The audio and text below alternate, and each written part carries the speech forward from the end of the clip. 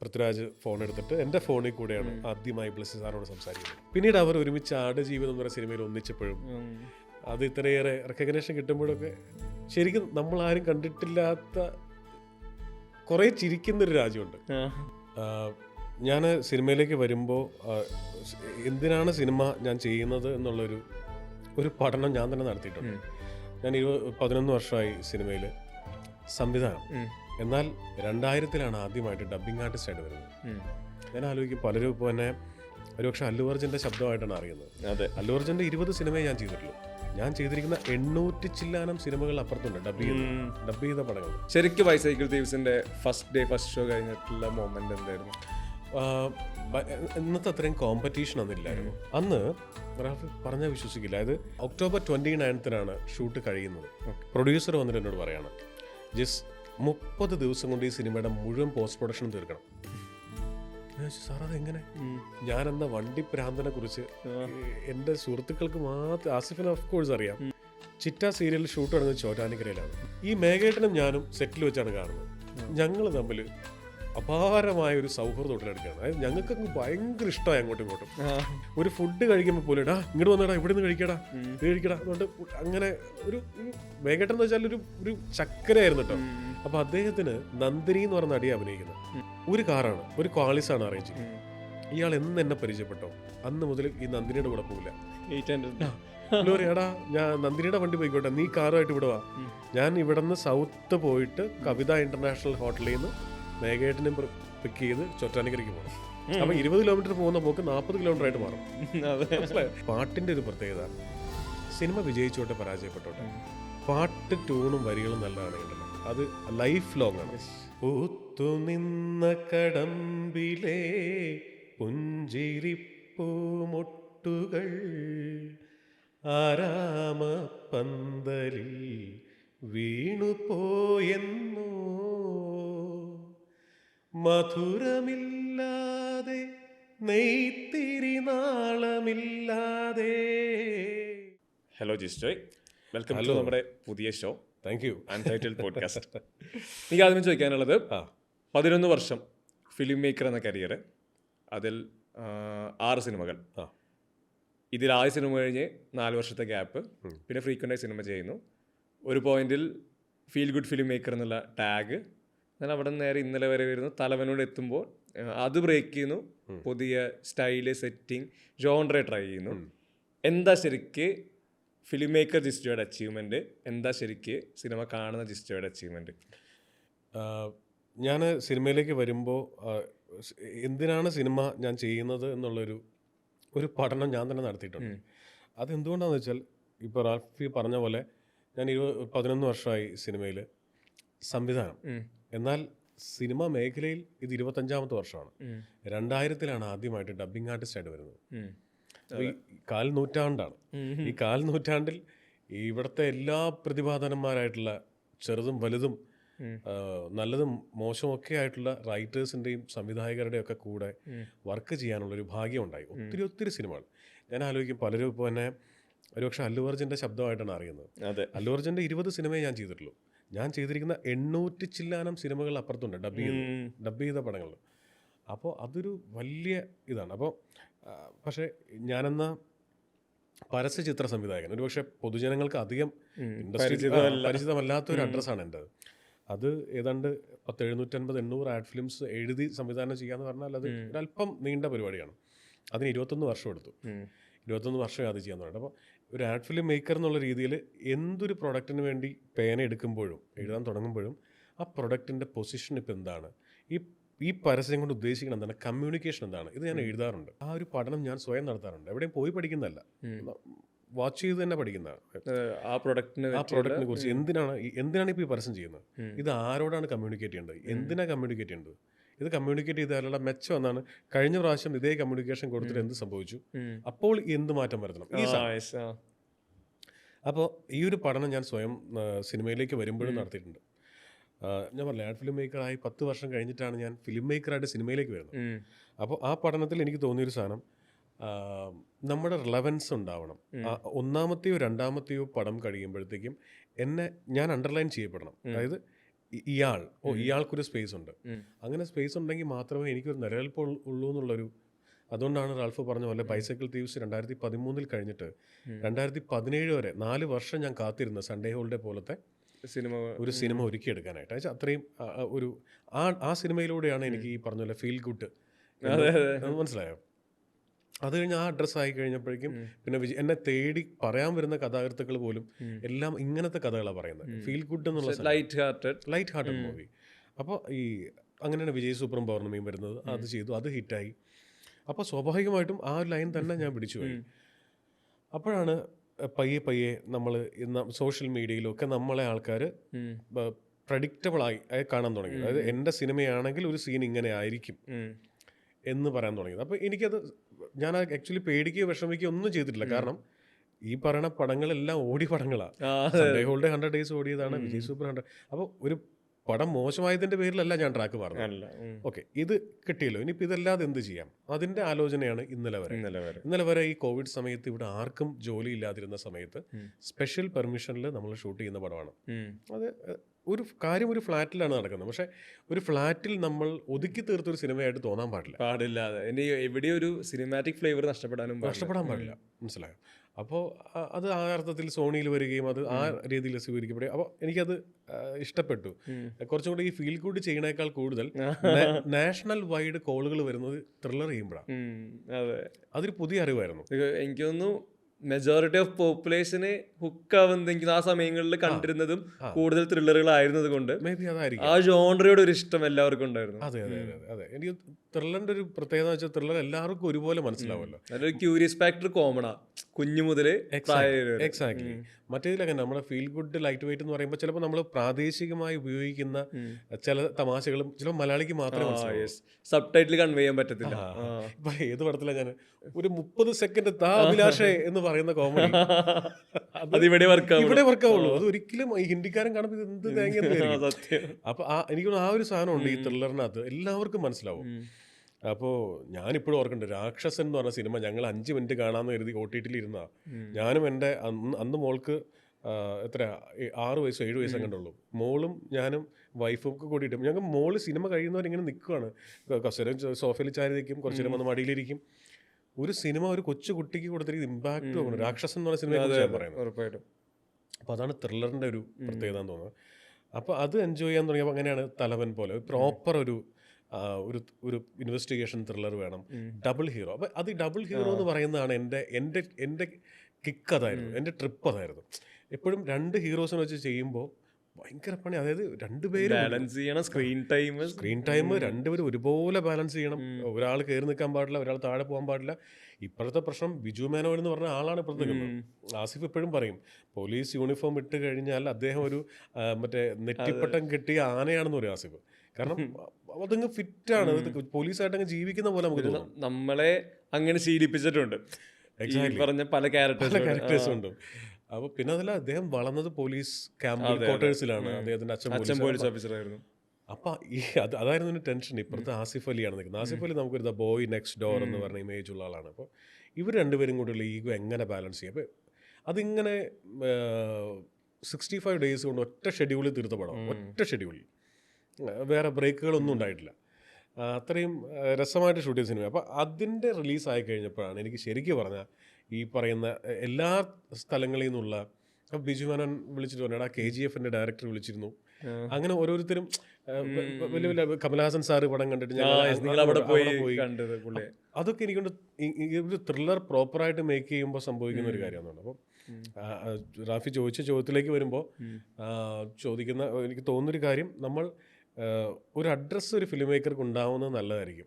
ആ അഡ്രസ്സ് ഇപ്പോൾ ഞാൻ ഉദ്ദേശിക്കുന്നത് ഇയാളുടെ പടത്തിന് ധൈര്യമായിട്ട് ടിക്കറ്റ് എടുക്കാമെന്ന് പറയുന്ന അഡ്രസ്സാണ്. നാളെ ചിലപ്പോൾ നമ്മൾ ഹൊറർ ചെയ്യുമായിരിക്കും, ചിലപ്പോൾ നമ്മൾ ആക്ഷൻ ചെയ്യുമായിരിക്കും, എന്തും ചെയ്യാം. മേ ബി ഇപ്പം നമുക്ക് പണ്ടൊക്കെ ഞാൻ പറയുമായിരുന്നു എനിക്കിങ്ങനെ ഹൊറർ ചെയ്യാൻ താല്പര്യമില്ല. പക്ഷെ ഇപ്പം ഞാനത് മാറ്റി. നമ്മൾ സിനിമയിൽ കുറച്ചും കൂടെ മെച്യൂർഡ് ആകുമ്പോൾ എനിക്ക് തോന്നിയൊരു കാര്യം, ആൾക്കാരെ എൻ്റർടൈൻ ചെയ്യിക്കുന്ന ഏത് തരം കണ്ടന്റ് കിട്ടിയാലും എക്സ്പ്ലോർ ചെയ്യുക, എന്റർടൈൻ ചെയ്യുക, നമ്മളെ കൊണ്ട് പറ്റുമെന്ന് ട്രൈ ചെയ്യുക. ആഫ്റ്റർ ഓൾ നമുക്കിത് ആദ്യം കഥ കേൾക്കുമ്പോൾ ഇഷ്ടപ്പെടണം. ഇത് ഇഷ്ടപ്പെട്ട് നമുക്ക് ചെയ്യാൻ പറ്റുന്ന ഒരു കോൺഫിഡൻസ് ഉണ്ടെങ്കിൽ അത് അറ്റംപ്റ്റ് ചെയ്യണം എന്നാണ് എനിക്ക് തോന്നുന്നത്. കംഫോർട്ട് സോൺ പൊളിച്ചുകൊണ്ടേയിരിക്കണം. ഈ കംഫർട്ട് സോൺ ബ്രേക്ക് എന്നൊക്കെ പറയുമ്പോൾ എനിക്ക് ഈ ഫസ്റ്റ് സിനിമയുണ്ടല്ലോ ബൈസിക്കിൾ തീവ്സ്, എനിക്കെപ്പോഴും തോന്നിയിട്ടുണ്ട്, ജിസ് സംസാരിക്കുമ്പോഴാണെങ്കിലും പറയുമ്പോഴാണെങ്കിലും ഈ ബാക്ക് ടു റൂട്ട്സിൽ ഭയങ്കരമായിട്ട് ക്രെഡിറ്റ് ചെയ്യുന്ന ഈ പാസ്റ്റിൽ ചെറിഷ് ചെയ്യുന്ന മനുഷ്യനായിട്ട് തോന്നിയിട്ടുണ്ട്. അതിലെനിക്ക് ആഡ് ഓൺ ചെയ്യാനുള്ളത്, ബൈസൈക്കിൾ തീവ്സ് തുടക്കത്തിൽ ഇവർ സിനിമ കാണാൻ തിയേറ്ററിൽ പോകുമ്പോൾ അവിടെ കളിക്കളത്തിന്റെ പോസ്റ്ററാണ് ഇരിക്കുന്നത്. കളിക്കളാണ് കാണുന്നത് തിയേറ്ററിനകത്ത്. അത്രയധികം യൂസ്ഡ് അല്ല സിനിമ അവിടെ. എനിക്ക് തോന്നുന്നു ഒരു പാസ്റ്റിൽ ഒരു പഴയ 90s 80s കാണിക്കുമ്പോൾ ഒരു സിനിമ കാണാൻ തിയേറ്ററിൽ പോകുമ്പോൾ ആരും കളിക്കളം ഉപയോഗിച്ച് കണ്ടിട്ടില്ല. വളരെ ടെംപ്ലേറ്റ് സ്വഭാവത്തിൽ മറ്റ് പല സിനിമകളും കണ്ടിട്ടുണ്ട്. ചിലപ്പോൾ ഒരു മാസ് സിനിമയായിരിക്കും, കമേഴ്ഷ്യൽ എന്റർടൈനർ സ്വഭാവമുള്ള വലിയ സിനിമകളായിരിക്കാം. എന്തുകൊണ്ട് കളിക്കളം പ്ലേസ് ചെയ്തു? ആ കളിക്കളം ഒരു പക്ഷേ സിനിമ തുടക്കത്തിൽ തന്നെയാണ്, രണ്ടാമത്തെ മൂന്നാമത്തെ സീനിലാണ് കളിക്കളം അവിടെ വരുന്നത്. എന്താ കളിക്കളത്തിനോടുള്ള ഇഷ്ടം? വളരെ വ്യക്തമായ അർത്ഥമുണ്ട്. ഐ മീൻ ആ സിനിമ സ്ക്രിപ്റ്റഡ് ആണ് പ്രോപ്പർ കളിക്കളം എന്നുള്ളത്. അതിന്റെ റീസൺ ഈ ആസിഫ് അലിയുടെ ക്യാരക്ടർ പാരൻസ് ആത്മഹത്യ ചെയ്തിട്ട് രണ്ടുപേരും മരിച്ചിട്ട് അദ്ദേഹത്തിന്റെ കഥാപാത്രം നിൽക്കുന്നത് ചെറിയ കുട്ടിയാണ്, 9 വയസ്സുള്ള കുട്ടിയാണ്. ആ കുട്ടി ഇളയച്ചന്റെ കൂടെയാണ് നിൽക്കുന്നത്. അപ്പൊ അവര് നടത്തുന്ന ഒരു ടോർച്ചറും കൊണ്ട് ഇവന് സൈക്കിൾ ഏതാ വേണ്ടെന്ന് പറഞ്ഞാൽ കൊതിപ്പിച്ചിട്ട് ആ സൈക്കിള് അവരുടെ മകന് വാങ്ങിച്ചു കൊടുക്കുകയും ഇവരത് ചവിട്ടിക്കോട്ടെ എന്ന് ചോദിക്കുമ്പോൾ അവനെ വഴക്ക് പറയുകയും തല്ലുകയൊക്കെ ചെയ്യുന്ന പരിപാടിയുണ്ട്. അപ്പോൾ അതിന്റെ തലേ ദിവസം അവർ കണ്ടിരിക്കുന്ന സിനിമ കളിക്കളമാണ്. അപ്പം മമ്മൂട്ടി ചെയ്യുന്ന ഈ കഥാപാത്രത്തിനോട് എവിടെയോ ഇയാൾക്കൊരു ആരാധനയോ അഭിനിവേശമോ, ഒരു കൊച്ചുകുട്ടി എന്നുള്ളത് നമുക്കും ആ പ്രായത്തിൽ അങ്ങനെ പല മംഗലശ്ശേരി നീലകണ്ഠനോടും ഒക്കെ തോന്നിയിട്ടുണ്ടല്ലോ എന്ന് പറഞ്ഞ പോലെ അത് ആ കുട്ടിയെ സ്വാധീനിച്ചിട്ടുണ്ടാകാം എന്നുള്ളതാണ് എൻ്റെ പുറകെ അവന്റെ റീസെന്റ് മെമ്മറിയിൽ കളിക്കളം കിടക്കാണ്. അപ്പൊ അവൻ അന്ന് രാത്രി എന്ത് ചെയ്തു, അവിടെ ലോക്ക് താക്കോൽ എടുക്കാനൊന്നും ബുദ്ധിമുട്ടില്ല, അവൻ ഒരു ഇഷ്ടയെ എടുത്ത് ലോക്ക് അടിച്ച് പൊട്ടിച്ച് അവൻ സൈക്കിൾ ചവിട്ടി പോവാണ്. അപ്പോൾ കളിക്കളത്തിൽ മമ്മൂക്ക ചെയ്യുന്നത് ഒരു കോൺമാൻ ആണ്. അപ്പൊ അത് തന്നെയാണ് ഇയാൾ പിന്നീട് ഐഡന്റിറ്റി ആർക്കും അറിയത്തില്ല. അപ്പൊ അത് തന്നെയാണ് ആസിഫിന്റെ കഥാപാത്രം പിന്നീട് ആയി മാറുന്നത്. വ്യക്തമായ റീസൺ ഉണ്ടായിരുന്നു. എനിക്കൊന്ന് ബൈസൈക്കിൾ ദിവസം വരുന്ന സമയത്ത് ഇത് ഏറ്റവും കൂടുതൽ ഈ സിനിമയെ പറ്റി പറയുന്നത് ട്വിസ്റ്റുകളായിരുന്നു. ഈ സിനിമയെ ഈ വേർഡ് ഓഫ് മൗത്തിൽ ആളുകളിലോട്ട് എത്തിച്ചിരുന്നത്. ശരിക്കും ബൈസൈക്കിൾ തീവ്സിന്റെ ഫസ്റ്റ് ഷോ കഴിഞ്ഞിട്ടുള്ള മൊമെന്റ് എന്തായിരുന്നു? ഇന്നത്തെ അത്രയും കോമ്പറ്റീഷൻ ഒന്നും ഇല്ലായിരുന്നു, മനസ്സിലായി. ഇന്നിപ്പോൾ നമുക്ക് ആഴ്ചയിൽ ഒരുപാട് പടങ്ങൾ ഇറങ്ങുന്നുണ്ട്. അന്ന് റാഫി പറഞ്ഞാൽ വിശ്വസിക്കില്ല, അതായത് ഒക്ടോബർ 29 ഷൂട്ട് കഴിയുന്നത്. 2013 ഒക്ടോബർ 29 ഷൂട്ട് കഴിയുന്നത്. പ്രൊഡ്യൂസർ വന്നിട്ട് എന്നോട് പറയാണ്, ജിസ് 30 ദിവസം കൊണ്ട് ഈ സിനിമയുടെ മുഴുവൻ പോസ്റ്റ് പ്രൊഡക്ഷൻ തീർക്കണം. സാർ അതെങ്ങനെ? തീർത്തേ പറ്റുള്ളൂ. അതെന്താ കാര്യം? അത് ഡിസംബർ 22 മോഹൻലാലിൻ്റെ ദൃശ്യം എന്നൊരു സിനിമ വരുന്നുണ്ട്. മനസ്സിലായോ? അപ്പോൾ അന്ന് പറയാണ്, അന്ന് ഫസ്റ്റ് ദൃശ്യത്തെക്കുറിച്ച് പറയുന്നത്. അപ്പോൾ ആ ദൃശ്യം വരുന്നവരെ 25 ദിവസം നമുക്ക് കോമ്പറ്റീഷൻ ഇല്ല. സോ അതുകൊണ്ട് ഈ ഒരു മാസം കൊണ്ട് പോസ്റ്റ് പ്രൊഡക്ഷൻ തീർത്ത് പടം ഇറക്കാൻ പറ്റിയാൽ 25 ദിവസം ഫസ്റ്റ് പടമാണ്. നമുക്ക് ആർക്കും ഇമേജ് ഇല്ലല്ലോ. ഞാൻ പുതിയ ആള്, ക്യാമറമാൻ പുതിയത്, കോസ്റ്റ്യൂമർ തന്നെ പുതിയ, എല്ലാവരും പുതിയ ആൾക്കാർ. ആകെ ആസിഫിനെയും ദീപക് ദേവിനെയും KPS അവരൊക്കെ മാത്രമേ ഉള്ളൂ. അപ്പോൾ എനിക്ക് മനസ്സിലായി, ഇത് ഇദ്ദേഹം പറയുന്ന പോലെ കേട്ടില്ല എങ്കിൽ ഈ പടം ഇരുന്ന് പോവുകയും ഒരു 6-7 മാസം കഴിഞ്ഞിട്ട് പിന്നെ ഇറക്കാൻ പറ്റുള്ളൂ. അപ്പം ഞാൻ രണ്ടും കൽപ്പിച്ചങ്ങ് ഇറങ്ങി. ഈ സംഭവം 28ാമത്തെ ദിവസം ഫസ്റ്റ് കോപ്പിയാക്കി. ആലോചിക്കണം, ദീപക് ദേവ് ബാക്ക്ഗ്രൗണ്ട് സ്കോർ ചെയ്യുന്നത് ചെന്നൈയിൽ ഇരുന്നിട്ടാണ്. ഞാനിവിടെ ലാൽ മീഡിയ എറണാകുളത്തുള്ള സ്റ്റുഡിയോയിലാണ് ഡബ് ചെയ്യുന്നത്, അവിടെ തന്നെ എഡിറ്റ് ചെയ്യുന്നത്. അപ്പോൾ രാവിലെ എഡിറ്റിങ്ങിന് ഇരുന്നിട്ട് 2 ദിവസം അടുപ്പിച്ച് എഡിറ്റിങ്ങിന് ഇരിക്കും, 2 ദിവസം ഡബിങ്ങിന് ഇരിക്കും. രാത്രിയിലത്തെ ഫ്ലൈറ്റിന് ചെന്നൈക്ക് പോകും, 2 ദിവസം അവിടെ നിന്ന് ബാക്ക്ഗ്രൗണ്ട് സ്കോർ നോക്കും, തിരിച്ചു വരും. ഈ ഷട്ടിലടിയായിരുന്നു മാരത്തോൺ. പക്ഷെ അത് എൻജോയ് ചെയ്തിട്ടുണ്ട് ഭയങ്കരമായിട്ട്. അത് ഇതെല്ലാം കഴിഞ്ഞ് ഞാൻ ഇപ്പോഴും ചില ആൾക്കാരെ, നമ്മുടെ അസിസ്റ്റൻസ് ഒക്കെ ആണെങ്കിലും, അയ്യോ സാറേ നമ്മളിപ്പോൾ 3 മാസം കൊണ്ടൊക്കെ എങ്ങനെ പോസ്റ്റ് പ്രൊഡക്ഷൻ തീർക്കുമെന്ന് ചോദിക്കുമ്പോൾ ഞാൻ പറയടാ, 28 ദിവസം കൊണ്ട് പടം തീർത്ത് ഇറക്കിയിട്ടുണ്ട് നമ്മൾ, ഇൻക്ലൂഡിങ് ശങ്കർ മഹാദേവൻ വരെ വെച്ച് പാടിച്ചിട്ട്. ചെറിയ ML ദേവ് സാർ വന്ന് പഠിപ്പിച്ചു. ഇതൊക്കെ നടന്നു തന്നെയുള്ളു. അപ്പോൾ എനിക്ക് നമ്മൾ വേണമെന്ന് വിചാരിച്ചാലേ ഇതെല്ലാം നടക്കും. ചിലപ്പോൾ നമ്മൾ കുറച്ചും കൂടെ 2-3 അസിസ്റ്റൻസിനെ കൂടുതൽ വെക്കേണ്ടി വരും. ഡബിങ് 3 പേര് നോക്കണം. അങ്ങനെ നടത്തിയാലും നമുക്കത് ചെയ്തെടുക്കാൻ പറ്റും. അപ്പോൾ ആദ്യത്തെ പടത്തിന് തന്നെ അങ്ങനെ ഒരു എക്സ്പീരിയൻസ് കിട്ടിയപ്പോൾ അത് ഭയങ്കര ഒരു ധൈര്യം തന്നു. ഭയങ്കര ധൈര്യമായിരുന്നു. തിയേറ്ററിൽ പടം കണ്ടിട്ട് ഈ പറഞ്ഞ പോലെ ഷെഹനായിസ് തിയേറ്ററിലാണ് ഞാൻ പടം കാണുന്നത്. വെള്ളിയാഴ്ച വളരെ കുറച്ച് ആൾക്കാർ, എനിക്ക് തോന്നുന്നു ഷെഹനായിസ് എന്ന് പറഞ്ഞാൽ അന്നത്തെ ഷെഹനായിസ് എന്ന് പറഞ്ഞാൽ 700-600 അങ്ങനെ സീറ്റ്സ് ഉള്ളതാണ്. കൂടിപ്പോയാലും ഒരു 150-200 പേരാണ് ആകെ നൂൺ ഷോയ്ക്ക് ഉണ്ടായിരുന്നത്. അപ്പോൾ പടം കഴിഞ്ഞു, ആൾക്കാർ നല്ലത് പറയണു. ഇതെല്ലാം കഴിഞ്ഞ് ആസിഫ് ഇവരൊക്കെ ഉണ്ട്. ആസിഫ് പോയി, നമുക്ക് ഉച്ചയ്ക്ക് കാണാം. പിന്നെ മാറ്റിന് കഴിഞ്ഞ് കാണാമെന്നുണ്ട് ആസിഫ് പോയി. ഞാനിങ്ങനെ നിൽക്കുക. ഞാൻ ഒത്തിരി സിനിമകൾ കണ്ടിരിക്കുന്ന ഷെഹനായിസ് തിയേറ്ററിൽ, കേരളത്തിലെ തന്നെ 70M വിസ്താരമ എന്ന് പറയുന്ന അത്രയും വലിയ സ്ക്രീനിൽ എൻ്റെ പടം കണ്ടല്ലോ എന്നൊക്കെ പറഞ്ഞ് കിളി പാറങ്ങി നിൽക്കുമ്പോൾ ഒരു എപ്പോഴും മറന്നിട്ടില്ല, ഒരു പൊക്കമുള്ള ഒരു പയ്യൻ, ഒരു ചേട്ടൻ, പുള്ളി ഇങ്ങനെ നിന്നിട്ടിങ്ങനെ നിൽക്കുകയാണ്. എന്നിട്ട് ഞാൻ എന്നെ നോക്കി, ഇത് ട്വിസ്റ്റാണല്ലേ എന്ന് ചോദിച്ചു എന്നോട്. അപ്പം ഞാൻ പറഞ്ഞാൽ ചേട്ടാ നല്ല ട്വിസ്റ്റാണ് അങ്ങോട്ട് പറഞ്ഞു, ഭയങ്കര ട്വിസ്റ്റായിട്ടാ. അപ്പോൾ പുള്ളി ഞാൻ കുറേ ഇങ്ങനെ സാധനം മലയാളത്തിൽ ഇത്രയും ട്വിസ്റ്റ് വന്നിട്ടില്ല. ഞാൻ പറഞ്ഞു അതെ ചേട്ടാ, ഇത്രയും ട്വിസ്റ്റ് വന്നിട്ടില്ല, ഇയാൾ എന്ത് സപ്പോർട്ട് ചെയ്ത്. പക്ഷെ ഞാൻ അയാളോട് ഞാൻ സംവിധായകനാണെന്ന് അയാൾ പോകുന്നവരെ പറഞ്ഞിട്ടില്ല. അപ്പോൾ ഈ ഒരു സാധനം റഫ് പറഞ്ഞ പോലെ അതങ്ങ് ഇതായി. ഫസ്റ്റ് ഷോ സെക്കൻഡ് ഷോ ഒക്കെ ആയപ്പോഴത്തേക്കും ഒരുവിധം കേരളത്തിൽ ഓടാൻ തുടങ്ങി. പിന്നെ ഈ നാനാ ഭാഗത്ത് നിന്ന് പിറ്റേ ദിവസം രാവിലെ എനിക്ക് ഓർമ്മയുണ്ട്, ജഗദീഷ് ഏട്ടൻ നമ്പർ എടുത്ത് എന്നെ ജഗദീഷ് ഏട്ടൻ വിളിച്ചിട്ട്, ഈ കൈരളി ശ്രീയിലാണ് കണ്ടത്, ട്രിവാൻഡ്രത്താണ്, ഋഷിരാജ് സിംഗ് ഉണ്ടായിരുന്നു കാണാൻ എന്നൊക്കെ പറഞ്ഞ് അതിൻ്റെ ഡീറ്റെയിലിങ്ങിലേക്കൊക്കെ പോവുകയും, പിന്നെ അറിയാലോ സിനിമയിൽ തന്നെ കുറേ നല്ല കോളുകൾ വരാൻ ഭയങ്കര രസമായിരുന്നു. നല്ലൊരു ഓർമ്മയാണ്. കൊച്ചു സിനിമയാണ്, വലിയ അവകാശവാദങ്ങളില്ലാതെ വന്ന സിനിമയാണ്. പക്ഷേ എന്നെ സംബന്ധിച്ചിടത്തോളം ഓർത്ത് വയ്ക്കാൻ കുറേ നല്ല ഓർമ്മകൾ സമ്മാനിച്ചതാണ്. ഭയങ്കര ഗ്രാറ്റിറ്റ്യൂഡ് ഫീൽ ചെയ്യുന്ന മൊമെൻറ്റ്സ് ഉണ്ട്. അതിൽ തേവര കോളേജിലാണ് ഷൂട്ട് ചെയ്യുന്നത്. തേവര കോളേജിലാണ് ഷൂട്ട് തുടങ്ങുന്നത്. ഒരു ഓണത്തിൻ്റെ തലേദിവസം. ഞാൻ പറഞ്ഞല്ലോ ഒക്ടോബർ 29-നാണ് പാക്കപ്പ്. അപ്പോൾ സെപ്റ്റംബർ 12-നോ 13-നോ ആണ് ഷൂട്ട് തുടങ്ങുന്നത്. 35 ദിവസം കൊണ്ട് തീർത്ത സിനിമയാണ്. അപ്പോൾ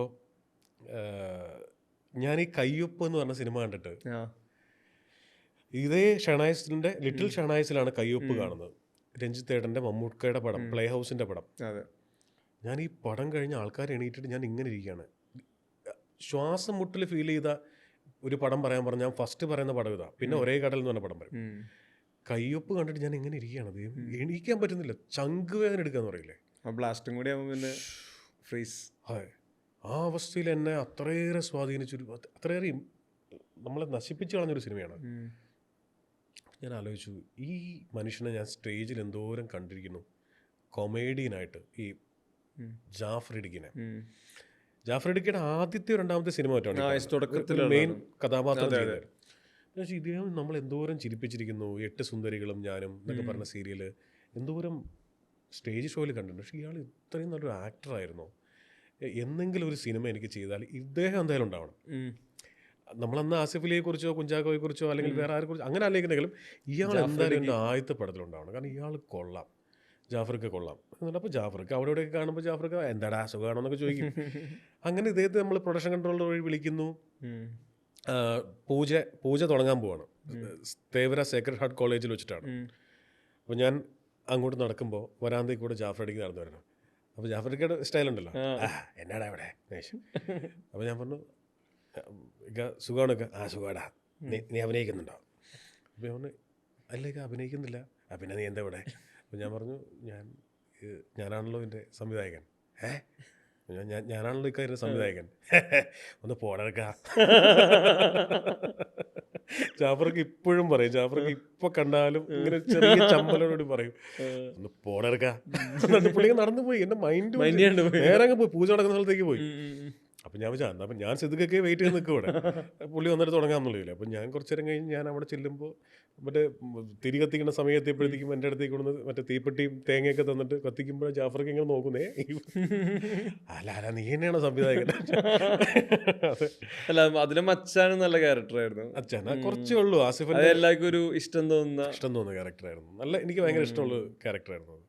അയാൾക്കൊക്കെ വേണ്ടിയിട്ടാണ് ആസിഫ് ആ സ്കൂൾ കൊള്ളയടിക്കുന്നതൊക്കെ ചെയ്യുന്നത്. അങ്ങനെ ഒരിക്കലും പിന്നെ ഓഫ് കോഴ്സ് ലളിത ചേച്ചി ഒക്കെ ഭയങ്കര നഷ്ടമാണ്. ലളിത ചേച്ചിയുടെ ഒക്കെ കാര്യം പറഞ്ഞ പോലെ ഓരോ പടം ചെയ്യുമ്പോഴേ ലളിത ചേച്ചി ഇപ്പൊ നമ്മള് അന്തിക്കാടൻ സിനിമകളിലുണ്ടെന്ന് പറയുന്ന പോലെ തന്നെ ജിസ്റ്റു സിനിമകളുടെ പാർട്ടായിട്ട് ലളിത ചേച്ചിയുടെ 4 സിനിമയിലും അടുപ്പിച്ച് ഭയങ്കര പൈവറ്റൽ റോളും ചെയ്യും.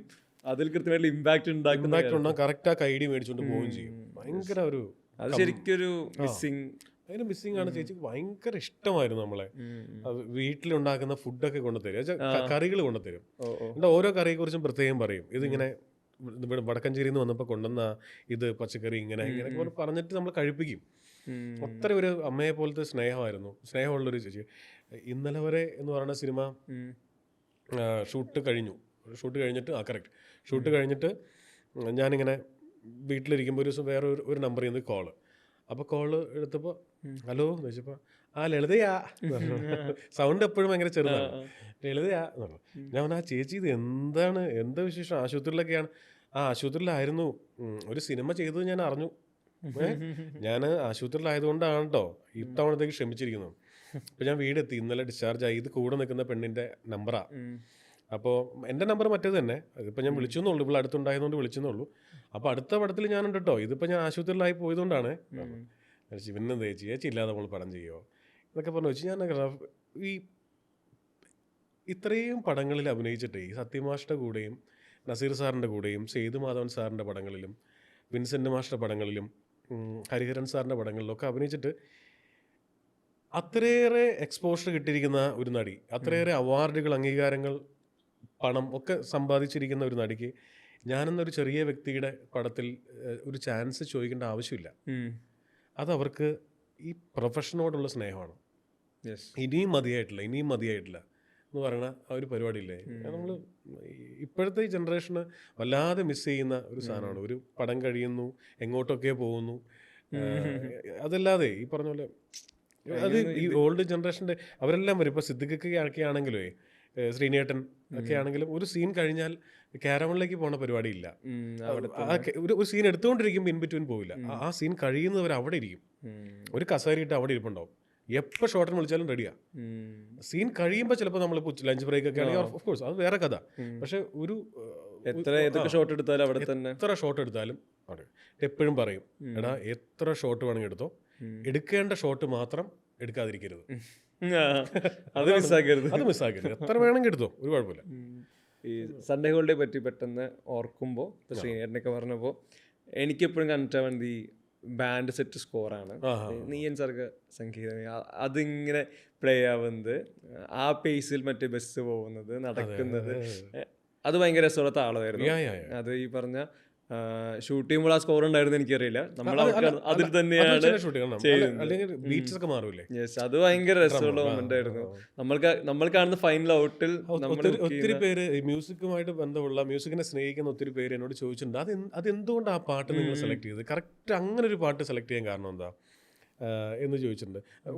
ഗാനമേളയിലൊക്കെ പാടുന്ന വളരെ പ്രശസ്തരായിട്ടുള്ള സിംഗേഴ്സ് ഉണ്ട്. അതിലൊന്ന് രണ്ട് പേരോട് ചോദിച്ചിട്ടുണ്ട്, ഞങ്ങൾ ഇപ്പോൾ ഹവ പോലത്തെ ഒരു പാട്ടാണ് നിങ്ങൾ ഇന്ന് പ്രതീക്ഷിക്കുന്നത്, അല്ലെങ്കിൽ അങ്ങനത്തെ ഒരു അടിപൊളി പാട്ട് വന്നിട്ട് തീരും, അപ്പോഴാണ് നിങ്ങൾ ഈ നീയൻ സർഗ സൗന്ദര്യമേ എന്ന് പറയുന്നത്. 2-3 കാര്യങ്ങളാണ്. ഒന്ന്, എനിക്ക് ആ പാട്ട് ഭയങ്കര ഇഷ്ടമാണ്. പിന്നെ ആ പാട്ടിൻ്റെ വരികൾ എന്ന് പറയുന്നത് നമ്മൾ ആരെ നോക്കി പാടുന്നോ അയാൾക്കുള്ളതാണ് ആ പാട്ട്.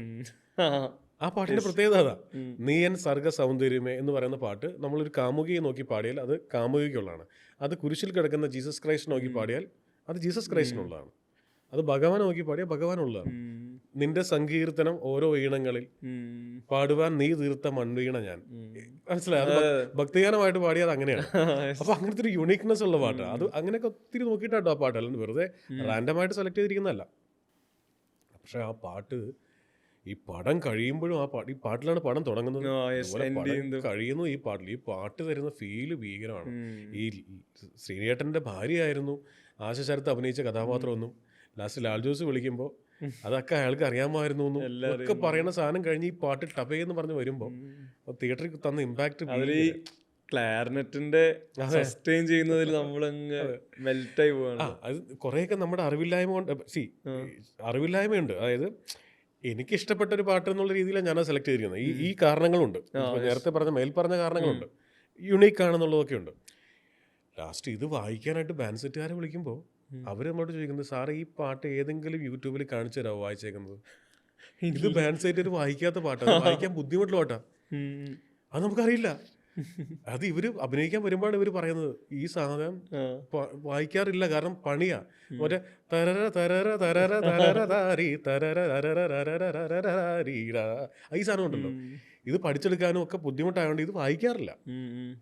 അവസാനം ദീപക് ദേവനും മനസ്സിലായി ഈ പരിപാടി പാളി, കാരണം ഇത് സ്റ്റുഡിയോയിൽ കൊണ്ടുവന്ന് റെക്കോർഡ് ചെയ്യണമല്ലോ ഷൂട്ട് കഴിഞ്ഞിട്ട്. അങ്ങനെ തൃശ്ശൂർ പട്ടിക്കാട് മണ്ണുത്തി എന്ന് പറഞ്ഞ സ്ഥലത്തുള്ള ഒരു സാറ്. ആ സാറ് ഈ പറയുന്ന ടീമിനെല്ലാം വിളിച്ച് ഒരു 3-4 ദിവസം കൊണ്ട് പഠിപ്പിച്ചിട്ട് ദീപക് ദേവിൻ്റെ സ്റ്റുഡിയോയിൽ കൊണ്ടുവന്ന് അവിടെ റെക്കോർഡ് ചെയ്യുന്നത്. റെക്കോർഡ് ചെയ്തു. അത് വൻ മൊമെന്റ് ആയിരിക്കും. One moment. അവർക്കും അതായത് സീസൺ വൈസ് പാടുന്ന പാട്ടുകളൊന്നും അല്ലാണ്ട് പുതിയൊരു പാട്ട് അവര് സ്ക്രാച്ചിൽ നിന്ന് പഠിച്ചു പാടാന്നുള്ളത്. അങ്ങനെ ഓരോ ഈ സിനിമയുടെ ഓരോ മുഹൂർത്തങ്ങൾ നോക്കുമ്പോഴേ ബാക്കോട്ട് ആലോചിക്കുമ്പോൾ ഭയങ്കര രസമാണ്. പിന്നെ എനിക്ക് തോന്നുന്നു കാർത്തിക് ആദ്യമായിട്ട് എനിക്ക് വേണ്ടി പാടുന്നത് ഈ ഒരു, പിന്നീട് കുറെ പാട്ടുകൾ പാടിയിട്ടുണ്ട്. എന്താണ് ഈ മൗനമൊക്കെ അവനെ പാടിയത്. പക്ഷെ ഈ ഒരു നോക്ക് കാണുവാൻ കാത്തിരുന്നവൾ, അപ്പോൾ അത് ദീപക് ദേവിൻ്റെ സ്റ്റുഡിയോയിൽ തന്നെയാണ് പാടുന്നത്. അപ്പം ഞാൻ ആദ്യമായിട്ട് അങ്ങനെ പാടുന്ന ഒരാളെ കാണുന്നത്. അതായത് മൈക്ക് സാധാരണ ഇപ്പോൾ നമ്മൾ സംസാരിക്കും മൈക്ക് താഴെയല്ലേ വെച്ചു, അല്ലെങ്കിൽ മൈക്ക് പാടുമ്പോൾ ഇങ്ങനെ വെക്കും. ഇത് ഇങ്ങനെ മൈക്ക് വെക്കുന്നത്. ഇയാൾ പാടുമ്പോൾ, ഈ കാർത്തിക് പാടുമ്പോൾ മോളിൽ നിന്ന് ഇങ്ങനെ വെച്ചിട്ട് ഒരു പ്രാർത്ഥന പോലെ മുകളിലേക്ക് നോക്കി പാടുക. നമ്മളെപ്പോഴും ഈ താഴേക്കാവും തോറും നമ്മുടെ ശബ്ദം ഫേക്ക് ആയിക്കൊണ്ടിരിക്കും. അത് അവൻ പറഞ്ഞു തന്നെ എനിക്കറിയാം. അതായത് താഴേക്ക് നമ്മൾ വരും തോറും നമ്മൾ ശബ്ദം ബേസ് ആവും, ഭയങ്കര ഇതാവും. മുകളിലേക്ക് പോകുമ്പോൾ ആ ബേസ് പോവും. അപ്പൊ അയാൾ ഏറ്റവും റിയൽ ആയിട്ട് നമ്മൾ പ്രാർത്ഥിക്കുമ്പോൾ അങ്ങനെയാണല്ലോ, ഇങ്ങനെയല്ല പ്രാർത്ഥിക്കുന്നത്, ഇങ്ങനെ ദൈവമേ എന്നുള്ളത് ഏറ്റവും റിയൽ ആയിട്ട് ചെയ്യുന്ന ഫീലിംഗ് ആണ്. അപ്പൊ അയാൾ അങ്ങനെയാണ് ആ പാട്ട് ഒരു നോക്ക് കാണുക എന്നുള്ള പാട്ട് പാടുന്നത്. അതാ യൂട്യൂബിലെ കിടപ്പുണ്ട്. അത് അതേപോലെ വീഡിയോ ഉണ്ട്. ഈ പാട്ട് പറയുമ്പോഴേ എനിക്ക്, ഞാൻ എപ്പോഴും ജിസ് ജോയ് പറയുമ്പോൾ നമുക്ക് അതിൻ്റെ ഒരു ട്രീ വരച്ചു കഴിഞ്ഞാൽ ഡബിങ് ആർട്ടിസ്റ്റ്, ആക്ടർ, ഇതെല്ലാം വരുമ്പോഴും ലിറിസിസ്റ്റ് ജിസ് ജോയ് ഉണ്ടല്ലോ. ഈ 2 പടത്തിൽ ഇത്ര അധികം പാട്ടുകൾ എഴുതിയെന്നുള്ളത് 6 പടത്തിലുണ്ട്.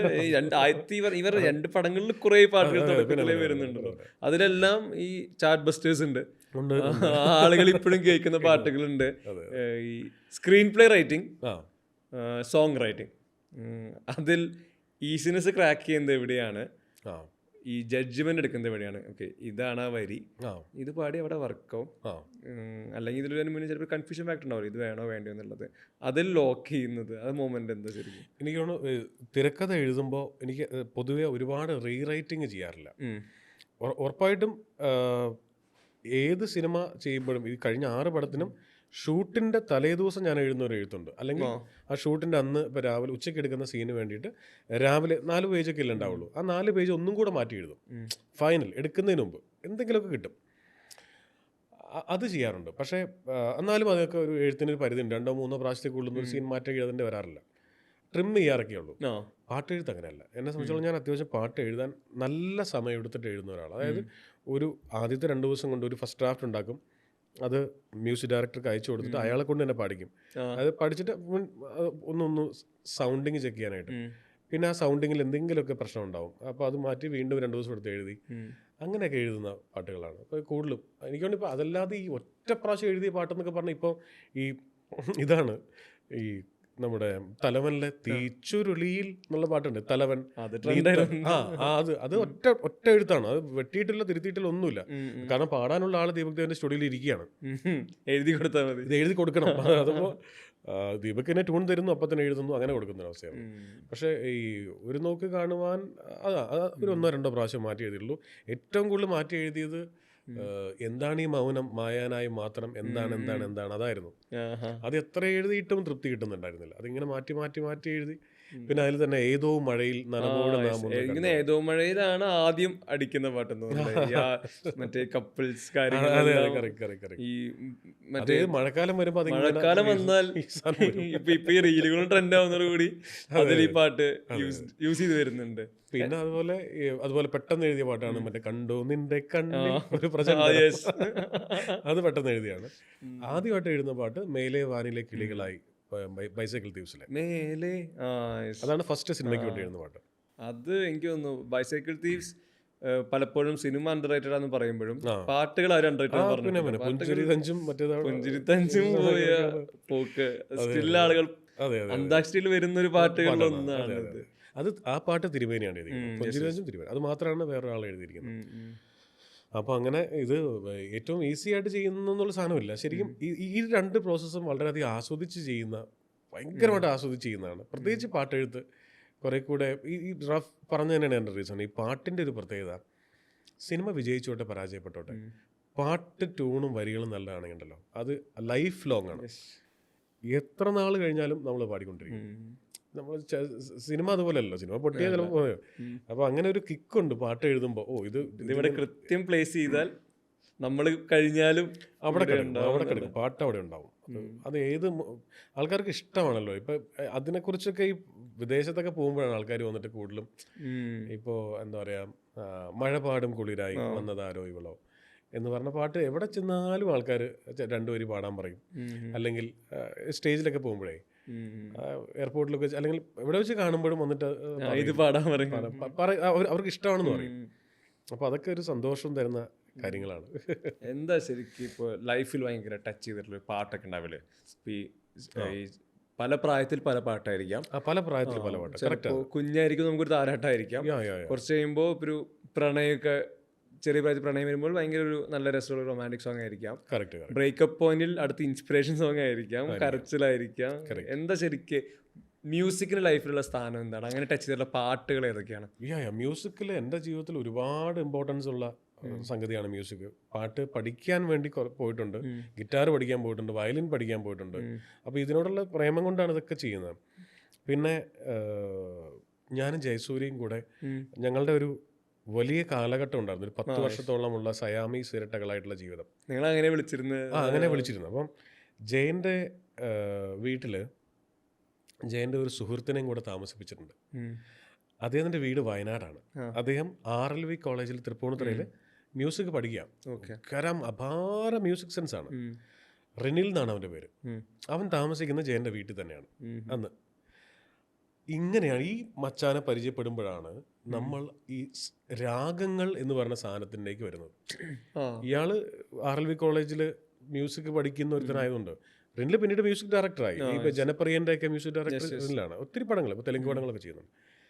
അപ്പോൾ റിനിലിരുന്ന് ഇങ്ങനെ ഭക്തിഗാനങ്ങൾ പാടും. ഒരു പാട്ട് പാടിയിട്ട് പറയും, ഇതിപ്പോൾ ഒരു നേരമെങ്കിലും കാണാതെ വയ്യൻ്റെ ഗുരുവായൂരപ്പ എന്ന് പറഞ്ഞാൽ ഈ പാട്ട് ദ്വിജാവന്തിയാണ്, ഹരിവരാസനം മധ്യമാവതിയാണ്, ഇതിങ്ങനെ ഓരോന്ന്, ഇത് നാട്ടയാണ്, ഇത് കാപ്പിയാണ്, ഇങ്ങനെ ഓരോ രാഗങ്ങളെക്കുറിച്ചും പറയും. അപ്പം ഇത് ഡെയിലി പ്രോസസ്സ് ആകുമ്പോഴേ ഞങ്ങൾക്ക് വേറെ ശീലങ്ങളൊന്നുമില്ലല്ലോ, മറ്റേ വേറെ ഇത് എല്ലാം ക്രിയേറ്റീവ് ആയിട്ടുള്ള കാര്യങ്ങൾ ചർച്ച ചെയ്യാൻ മാത്രമാണ് ചെയ്യുന്നത്.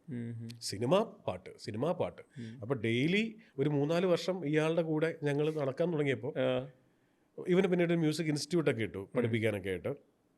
അപ്പോൾ ഈ രാഗങ്ങൾ എന്താണ്, ഈ ഒരു പാട്ട് കേട്ടാൽ ഇതിൻ്റെ രാഗം എന്താണ് എന്ന് പറയാനുള്ളൊരു ഐഡിയ ഈ പറഞ്ഞ ജയനുണ്ട്. ആ ഐഡിയ കേട്ടാൽ കൃത്യമായിട്ട് പറയും ഇത് ഏത് രാഗമാണെന്ന് പറയും. അത് ജയസൂര്യയുടെ ആ ഒരു ആംഗിൾ ആരും എക്സ്പ്ലോർ ചെയ്തിട്ടില്ല. അങ്ങനെ ഒരു സെൻസ് ഉണ്ട്, എവിടെയും വന്നിട്ടില്ല. അപ്പോൾ അത് കിട്ടുന്നത് ഈ ചങ്ങാത്തത്തിൽ നിന്നാണ്. അപ്പോൾ അത് ചില്ലറ. ഞാൻ പറഞ്ഞു പാട്ടിനെ കുറിച്ച് റാൽഫ് ചോദിച്ചുകൊണ്ടാണ് ഞാൻ പറഞ്ഞത്. അപ്പോൾ പിന്നെ പാട്ടിൻ്റെ വരികൾ ശ്രദ്ധിക്കാൻ തുടങ്ങി. ഇതൊക്കെ റിനിലുമായിട്ടുള്ള സഹവാസം കൊണ്ടാട്ടോ ഒരു പരിധി വരെ പാട്ടുകളുടെ വരികൾ ശ്രദ്ധിക്കാൻ തുടങ്ങി. എന്തുകൊണ്ടായിരിക്കും ഈ റൈറ്റർ ഇങ്ങനെ എഴുതിയത്, എന്തുകൊണ്ടായിരിക്കും അവിടെ മ്യൂട്ട് ചെയ്തത്, അവിടെ എന്തുകൊണ്ടായിരിക്കും അവിടെ അത്ര സട്ടിലാക്കിയത്, എന്തുകൊണ്ടായിരിക്കും അവിടെ ലൗഡാക്കിയത് എന്നൊക്കെ ശ്രദ്ധിക്കാൻ തുടങ്ങിയപ്പോഴാണ് നമ്മുടെ ഈ പറയുന്ന ONV കുറുപ്പും ഗിരീഷ് പുത്തഞ്ചേരിയും കൈതപ്പുറവും പൂവച്ചൽ ഖാദറും ഭാസ്കരൻ മാഷും വയലാറും ഒക്കെ നമ്മൾ ഈ കാസറ്റുകളിൽ കേട്ടതല്ലാതെ എൻ്റെ അമ്മ ഇവരെന്ത് ലെജൻസാണ് എന്ന് തോന്നിപ്പോയത്. അതാണ്. അപ്പോൾ റാൽഫ് ചോദിച്ച ചോദ്യം കറക്റ്റാണ്. ഓരോ പ്രായത്തിലും ഓരോ പാട്ടുകളാണ്. അപ്പോൾ നമ്മളിപ്പോൾ എൻ്റെ കാര്യം പറയുകയാണെങ്കിൽ ഇപ്പോൾ ഈ റിനിൽ ഇപ്പോൾ ഈ 17-18 വയസ്സിലാണ് ഇദ്ദേഹത്തെ പരിചയപ്പെടുന്നത്. ഈ 18 വയസ്സ് വരെ വലിയ കാര്യമായിട്ട് ഈ പാട്ടിൻ്റെ വരികളുടെ ഉള്ളിലേക്ക് പോയിട്ട് അർത്ഥമൊന്നും തേടി പിടിച്ചിട്ടില്ല. അതിന് ശേഷമാണ് ഇതൊക്കെ തേടി പിടിക്കാൻ തുടങ്ങുന്നത്. അപ്പോൾ ഞെട്ടിപ്പോയ പാട്ടുകളുണ്ട്. ഇപ്പോൾ പറഞ്ഞാൽ ബിച്ചു തിരുമല, നമ്മളെല്ലാം ഇപ്പോൾ ഈ ഞാൻ പറയുന്നത് തന്നെ ഞാൻ വല്ലാതെ ആരാധിക്കുന്ന ഗിരീഷ് പുത്തഞ്ചേരി എന്ന് പറയുന്ന ആളുടെ പോലും ആരാധനാപാത്രമായിരുന്നു ബിച്ചു തിരുമല. ഗിരീഷ് ഏട്ടൻ ഒരുപാട് ഇന്റർവ്യൂസിലും സംസാരിക്കുന്നതാണ്. കാരണം ബിച്ചു തിരുമല ഒരു പിടിയും കിട്ടാതെ നമുക്ക് ഒരിക്കലും ജഡ്ജ് ചെയ്യാൻ പറ്റാത്തൊരു മനുഷ്യനാണ്. അയാൾ ഒരേ സമയം 1000 കണ്ണുമായി കാത്തിരുന്നു നിന്നെ ഞാനെന്നും എഴുതും. അയാൾ ഒരേ സമയം എൻ പൂവേ പൊൻപൂവേ എന്നുള്ള പാട്ട് എഴുതും. അയാൾ സ്നേഹത്തിൻ പൂഞ്ചോല തീരത്തിലും എഴുതും. മന്ത്രി കൊച്ചമ്മ വരുന്നുണ്ടേ എന്നും എഴുതും. 1000 കിനാക്കളാൽ കുരുന്നുകൂടും എഞ്ഞിരുന്നു മോഹം എഴുതും. ഉന്നം മറന്ന് തെന്നി പറന്ന പൊന്നും കിനാക്കളെല്ലാം ഒന്ന് ആലോചിച്ച് നോക്കും. വേഴ്സറ്റാലിറ്റിയുടെ പീക്കാണ്. അപ്പോൾ ഞാനെന്ന് പറയുമ്പോൾ പാട്ട് എഴുതുന്ന ഒരാളെ സംബന്ധിച്ചോളം നമുക്കറിയാം ടഫായിട്ടുള്ള മുഹൂർത്തം ഒരു ഡയറക്ടർ വന്ന് പറയുകയാണെങ്കിൽ ഭയങ്കര ബുദ്ധിമുട്ടാണ്. ഇപ്പോഴത്തെ ഡയറക്ടേഴ്സിന് ഇപ്പോഴത്തെ പാട്ട് എഴുത്തുകാർക്കൊക്കെ കൂടിപ്പോയ ഒരു വിരഹം അല്ലെങ്കിൽ ഒരു പ്രണയം ഇതൊക്കെയാണല്ലോ മേജർലി കിട്ടുക, അല്ലെങ്കിൽ ഒരു ടൈം ലാപ്സ്, അല്ലെങ്കിൽ ഒരു ഹാപ്പിനെസ്. അതല്ലാതെ ഈ പാട്ടിനെ കുറിച്ച് ശ്രദ്ധിച്ചു നോക്കി. സ്നേഹത്തിൻ പൂഞ്ചോല തീരത്തിൽ ഞാൻ ഒരു പ്രാർത്ഥന പോലെ പാടേണ്ട പാട്ടാണ്. കുട്ടിയെ തോളത്തിരുത്തി മരിക്കാൻ പോകുന്ന കുട്ടിയുടെ ഏതൊരു ആഗ്രഹവും ചെയ്തു കൊടുക്കാൻ പോകുന്നൊരു അപ്പൻ. ഈ പാട്ട് ആരോടാ പാടുന്നത്? മരിച്ചുപോയ ഭാര്യ കേൾക്കാൻ വേണ്ടി പാടുക. ഭാര്യ ഇപ്പൊ എവിടെയാ? ഭാര്യ പ്രേതമാണ്. സിറ്റുവേഷൻ ഡയറക്ടർ പറഞ്ഞു കൊടുക്കുമ്പോൾ ഒരു കിള്ളി പറന്നു പോകുന്ന സിറ്റുവേഷനാണ്. അച്ഛൻ മരിക്കാൻ പോകുന്ന കൊച്ചിന് വേണ്ടി ഒരു പ്രാർത്ഥന ചൊല്ലണം, അതൊരു പാട്ടാണ്. ആ പാട്ട് കേൾക്കേണ്ടതാരാ? മരിച്ചുപോയ ഭാര്യയാണ്. അപ്പോൾ ഇദ്ദേഹം എഴുതി വച്ചിരിക്കുന്നത്, ഏതമൃതും തോൽക്കും ഈ തേനിനെ നീ തന്നുപോയി, ഓർമ്മകൾ തൻ പൊയ്കയിൽ മഞ്ഞു തുള്ളിയായി, എന്നുയിരും രാഗവും താളവുമായി എന്നും കണ്ണനെ ഞാൻ പോറ്റിടാം, പൊന്നുപോലെ കാത്തിടാം. അത് കൊണ്ടുപോകല്ലേ എന്നുള്ള. പിന്നെ എന്നെ വല്ലാതെ ആലോചിക്കാൻ പ്രേരിപ്പിച്ചിരിക്കുന്നൊരു പാട്ടാണത്. അപ്പോൾ ഓഡിയൻസിന് തോന്നും ഇപ്പം അമ്മ ഇപ്പം എവിടെയാണ്? അതും പുള്ളി എഴുതി വെച്ചിരിക്കുന്നത്. വെള്ളി നില നാട്ടിലെ പൗർണമി തൻ മേട്ടിലെ പൊന്നുരുകും പാട്ടിലെ രാഗദേവതേ, പാൽക്കടലിൻ മങ്കതൻ പ്രാണസുധാ ഗംഗതൻ, മന്ത്രചലം വീഴ്ത്തിയേൻ കണ്ണനെ നീ ഇങ്ങുതാ. ആലോചിച്ചത് ഇത്രയും ഞാനിപ്പോ ഒന്നും പ്ലാൻ ചെയ്യാതെ വന്നിരുന്ന ഇത്ര എന്താ പറയാ, ഈ ഒഴുക്കിൽ പറയണമെങ്കിൽ എത്ര ഹൃദ്യമായിട്ട് എഴുതി വെച്ചോണ്ട് അങ്ങനെ പറയാൻ പറ്റണേ. അല്ലാതെ ഒരു വരികൾ തമ്മിൽ കണക്ഷൻസ് ഇല്ലെങ്കിൽ ഒരു കാരണവശാലും ഇത് പറയാൻ പറ്റുന്ന കാര്യമല്ല. അപ്പൊ അങ്ങനത്തെ ഒരു പിടിതരാത്ത ഇപ്പോഴും തോന്നിയിട്ടുണ്ട് അങ്ങനെ. അപ്പോൾ പിന്നെ പാട്ടുകളെ കുറിച്ച് പറയുകയാണെങ്കിൽ,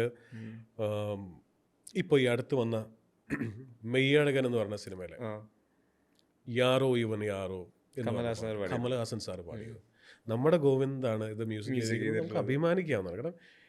കാരണം ഞാനിപ്പോൾ ഈ കഴിഞ്ഞ 2 മാസം മുമ്പ് US പോയപ്പോൾ ഒരാൾ എന്നെ വണ്ടി കയറ്റിയിട്ട്, ഇത് ടെസ്ലയുടെ ഏറ്റവും പുതിയ കാറാണ്, ഇത് കണ്ടോ, നമ്മളിവിടെ നിന്ന് ഇങ്ങനെ കാണിച്ചാൽ ഇവൻ നമ്മുടെ അടുത്തേക്ക് വരും. അപ്പം ഞാനതൊക്കെ ഷൂട്ട് ചെയ്ത് വെച്ചിട്ടുണ്ട്. അപ്പം ഞാനിങ്ങനെ അത്ഭുതപ്പെട്ടോ, നമ്മളിങ്ങനെ ഭക്ഷണം കഴിച്ച് ഹോട്ടലിന് മുമ്പിൽ നിൽക്കുമ്പോൾ ടെസ്ല കാറ് തന്നെത്താനെ വരുന്നു, ഡോറ് തുറക്കുന്നു, നമ്മൾ കയറുന്നു, ഇരിക്കുന്നു, നമ്മൾ സംസാരിച്ചുകൊണ്ടിരിക്കുന്നു, വണ്ടി തന്നെത്താനെ പോകുന്നു, ട്രാക്ക് മാറുന്നു, സ്പീഡ് കൂടുന്നു, കുറയുന്നു. അപ്പോൾ ഇവൻ ഇതിൻ്റെ എല്ലാ ഫീച്ചേഴ്സും കാണിച്ചിട്ടാണ് ഭയങ്കര. അപ്പോൾ പുള്ളി ഭയങ്കര അൾട്രാ മോഡേൺ എന്നൊരു സാധനം കാണിക്കുന്ന പോലെ ഞാനും അത്ഭുതപ്പെട്ടിരിക്കുകയാണ്. അപ്പോൾ ഞാൻ പറഞ്ഞു, ഒരു പാട്ട് കേൾക്കാം. അങ്ങനെയാണെങ്കിൽ എൻ്റെ ഫേവറേറ്റ് ലിസ്റ്റ് കേൾക്കുന്നുണ്ട്, കുഴപ്പമുണ്ടോ? നമ്മളില്ല, ഫസ്റ്റ് വരുന്ന പാട്ട് ഇതാ, യാറോ ഇവൻ യാറോ എന്നുള്ള പാട്ടാണ്. അയ്യോ, അത് ഈ മെയ്യഴകൻ സിനിമയുടെ ഒരു ക്ലോഷർ പോയിന്റിൽ നമ്മൾ നേരത്തെ പറഞ്ഞ മെൽട്ടാക്കുന്നതും റിയലൈസ് ചെയ്യാൻ പ്രേരിപ്പിക്കുന്ന ഈ ഒരു പാട്ടാണല്ലോ. അത് ഭയങ്കരമായ ഇതുപോലെ ഈ സിനിമയും വരികളും ഭയങ്കരമായിട്ട് ഇങ്ങനെ ഇഴുകിച്ചേർന്ന് കിടക്കുന്ന ഇതായിട്ട് തോന്നിയിട്ടുണ്ട്. പിന്നെ അതുപോലെ ഭയങ്കര അണ്ടർ റേറ്റഡ് ആയിട്ട് തോന്നിയ ഒരു പാട്ടാണ്. നമ്മളിപ്പോൾ ഒരു രാത്രി കൂടി വിടവാങ്ങിയൊക്കെ എപ്പോഴും പറയാറുണ്ടല്ലോ. അൽഫോൺസ് ആണ് മ്യൂസിക് എഴുതിയിരിക്കുന്നത് തിരുമേനിയാണ്. വെള്ളിത്തിരയിലെ പാട്ടാണ്.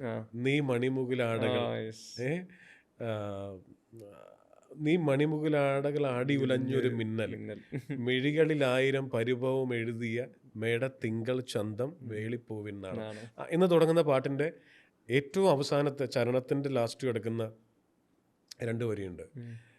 നീ എൻ്റെ ദേവി, ഞാൻ തൊഴുതു പോകുന്ന ധൂപം. ഞാൻ ഇങ്ങനെ കേട്ടിട്ടുണ്ടല്ലോ, ഇപ്പോഴും ഗൂസ് ബംസ് അടിക്കും ആ വരി കേൾക്കുമ്പോൾ. എന്തൊരു തോട്ടാണെന്ന് ആലോചിക്കാറുണ്ട്. എന്തൊരു തോട്ട്, എങ്ങനെയാണ് അങ്ങനെ ഒരാൾക്ക് അങ്ങനെ എഴുതാൻ പറ്റുന്നത്? നമ്മൾ ഏതെങ്കിലും ഒരു പാട്ടിൽ നമുക്ക് കേട്ടിട്ടുണ്ടോ അങ്ങനെ ഒരു പ്രയോഗം കേട്ടിട്ടുണ്ടോ? അപ്പോൾ അങ്ങനത്തേക്ക് ലെജൻഡറി ആയിട്ടുള്ള തിരുമേനി ഇടയ്ക്കിടയ്ക്ക് അങ്ങനത്തെ പാട്ടുകൾ ഇട്ട് ഞെട്ടിക്കുമല്ലോ. ഇപ്പോൾ അമരത്തിലെ വെൺനുര വന്ന് തലോടുമ്പോൾ തടശില അലിയുകയായിരുന്നോ, കടൽഭിത്തിയാണ് തടശില. അപ്പോൾ ഇത്രയും മുരുക്ക് പോലത്തെ ഒരു ഉരുക്ക് മനുഷ്യൻ മെൽറ്റായി എന്ന് പറഞ്ഞ സാധനം ഒരൊറ്റ വരിയിൽ എഴുതി വെച്ചിരിക്കുകയാണ്. അതിൽ യൂസഫ് അലി കേച്ചേരി എഴുതിയ കണ്ണാടി ആദ്യമായി ബാഹ്യരൂപം സ്വന്തമാക്കി, രംഭയുടെ പോയിന്റ് ഓഫ് വ്യൂ വരുന്ന. ഇത്രയും നാൾ കണ്ണാടി നോക്കിയിട്ടും ഞാൻ അവിടെ ഒട്ടിപ്പിടിച്ച പോലെ എനിക്ക് തോന്നിയിട്ടില്ല. പക്ഷെ ഒറ്റ വരിയിലാണ് എഴുതി വെച്ചിരിക്കുന്നത്. അങ്ങനത്തെ പാട്ടുകൾ ഉണ്ടാവുന്നില്ല എന്നുള്ള സങ്കടകരമായ കാര്യമാണ്. ഏതെങ്കിലും 2 വരി മൂളാവോ? പാടാനോ? ഇഷ്ടമുള്ളൊരു പാട്ട്. ഇഷ്ടമുള്ള പാട്ട് ഒരുപാട് പാട്ടുണ്ട്. പൂത്തുനിന്ന കടമ്പിലെ പുഞ്ചിരിപ്പൂമൊട്ടുകൾ ആരാമപ്പന്തലിൽ വീണുപോയെന്നോ മധുരമില്ലാതെ നെയ്ത്തിരി നാളമില്ലാതെ സ്വർണ്ണമീനുകളും ഊഞ്ഞാൽ പാട്ടുമില്ലാതെ നീ ഇന്നേകയായി എന്തിനൻ മുന്നിൽ വന്നു പനിനീർമണം തൂവുമെൻ തിങ്കളേ. ടടങ് ടങ്. അടിപൊളിയായിരുന്നു. ഭയങ്കര ഇഷ്ടമുള്ള പാട്ടാണ്. ജിസ്റ്റേ പാടിയത് ഞാൻ കേട്ടിട്ടില്ല.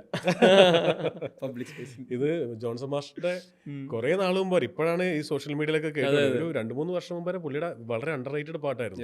എനിക്ക് തോന്നുന്നത് ഈ കോവിഡിന് ശേഷം ആളുകൾ ഇരുന്ന് കേൾക്കാൻ തുടങ്ങിയപ്പോഴാണ് ഈ പാട്ടുകളെല്ലാം പുറത്തേക്ക്. കോവിഡിന് ശേഷം കുറെ ആൾക്കാർക്ക് കുറെ മാജിക് സംഭവിച്ചിട്ടുണ്ട് കേട്ടോ. ഞാൻ പറഞ്ഞില്ലേ, US ബാബുവണ്ണൻ ചേട്ടന്റെ വീട്ടിൽ പോയി. ബാബുവണ്ണൻ ചേട്ടന്റെ വീട്ടിൽ പോയി ലാസ്റ്റ് ട്രിപ്പില്. അപ്പോൾ ബാബുവണ്ണൻ ചേട്ടന്റെ വീടിന്റെ അടുത്ത് നമ്മൾ താമസിച്ചു. അപ്പോൾ ഒരു ഞായറാഴ്ച അവിടെ കൂടാം. അവിടെ ചെല്ലുന്നു.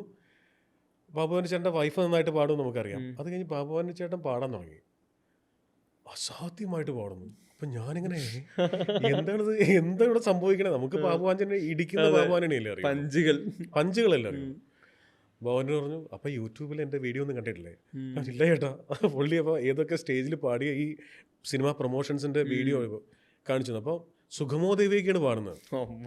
വൻ പാട്ട് ഗംഭീരമായിട്ട് പാടിയാണ്. ഞാനത് കേൾക്കുന്നവരെ എടുത്ത് കാണാം യൂട്യൂബിൽ. അത്ര ഗംഭീരമായിട്ട് ഞാനിങ്ങനെ കൈ പിടിച്ചിട്ട് എൻ്റെ ചേട്ടൻ ഇത്രയും വലിയ സിംഗറായിരുന്നോ? പുള്ളി പറഞ്ഞു, ഞാൻ പറഞ്ഞു, ചേട്ടൻ ആലോചിച്ചു, ഇത്ര നന്നായിട്ട് പാടുന്ന ചേട്ടൻ ഇപ്പോൾ സിനിമ വന്നിട്ട് 40 വർഷമായി, ചേട്ടൻ എന്തുകൊണ്ട് ഒരു സിനിമയെ പോലും പാടിയിട്ടില്ല? പുള്ളി പറഞ്ഞു, ഞാൻ പാടുമെന്ന് എനിക്ക് അറിയില്ലായിരുന്നു. സത്യം, നിങ്ങളിവിടെ ഇന്റർവ്യൂവിൽ ചോദിച്ചു നോക്കും, ഞാൻ പാടുമെന്ന് എനിക്ക് അറിയില്ലായിരുന്നു ജിസേ. ഞാൻ പറഞ്ഞു, അതെന്താന്ന് വെച്ചു, ഞാൻ കോവിഡിന്റെ സമയത്ത് പുറത്തിറങ്ങാൻ പറ്റുന്നില്ലല്ലോ.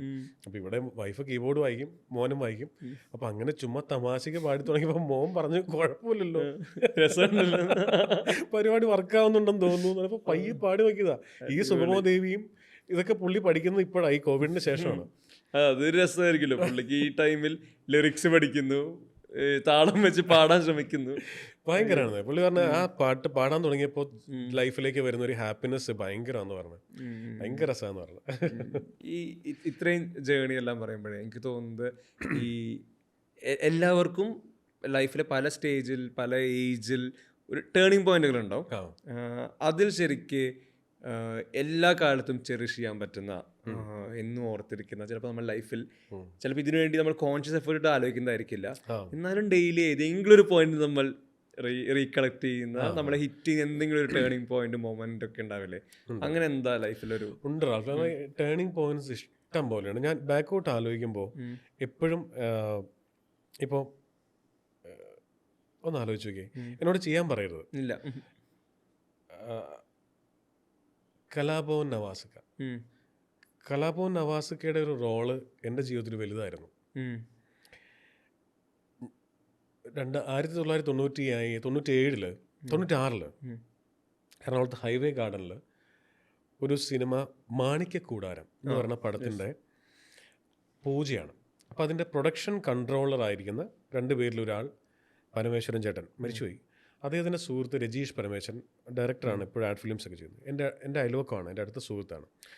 കോളേജിലേക്ക് പോകാൻ നിൽക്കുന്ന എൻ്റെ അടുത്ത് അവൻ പറയുന്നു, രജീഷ് പറയുന്നു, എടാ നമുക്കൊന്ന് ഹൈവേ ഗാർഡൻ വരെ പോവാം. എന്തിനാ? സരസ്വതി ദേവിയുടെ വിഗ്രഹം കൊണ്ടുപോകണം, ഫോട്ടോ കൊണ്ടുപോകണം. എന്തിനാടാ?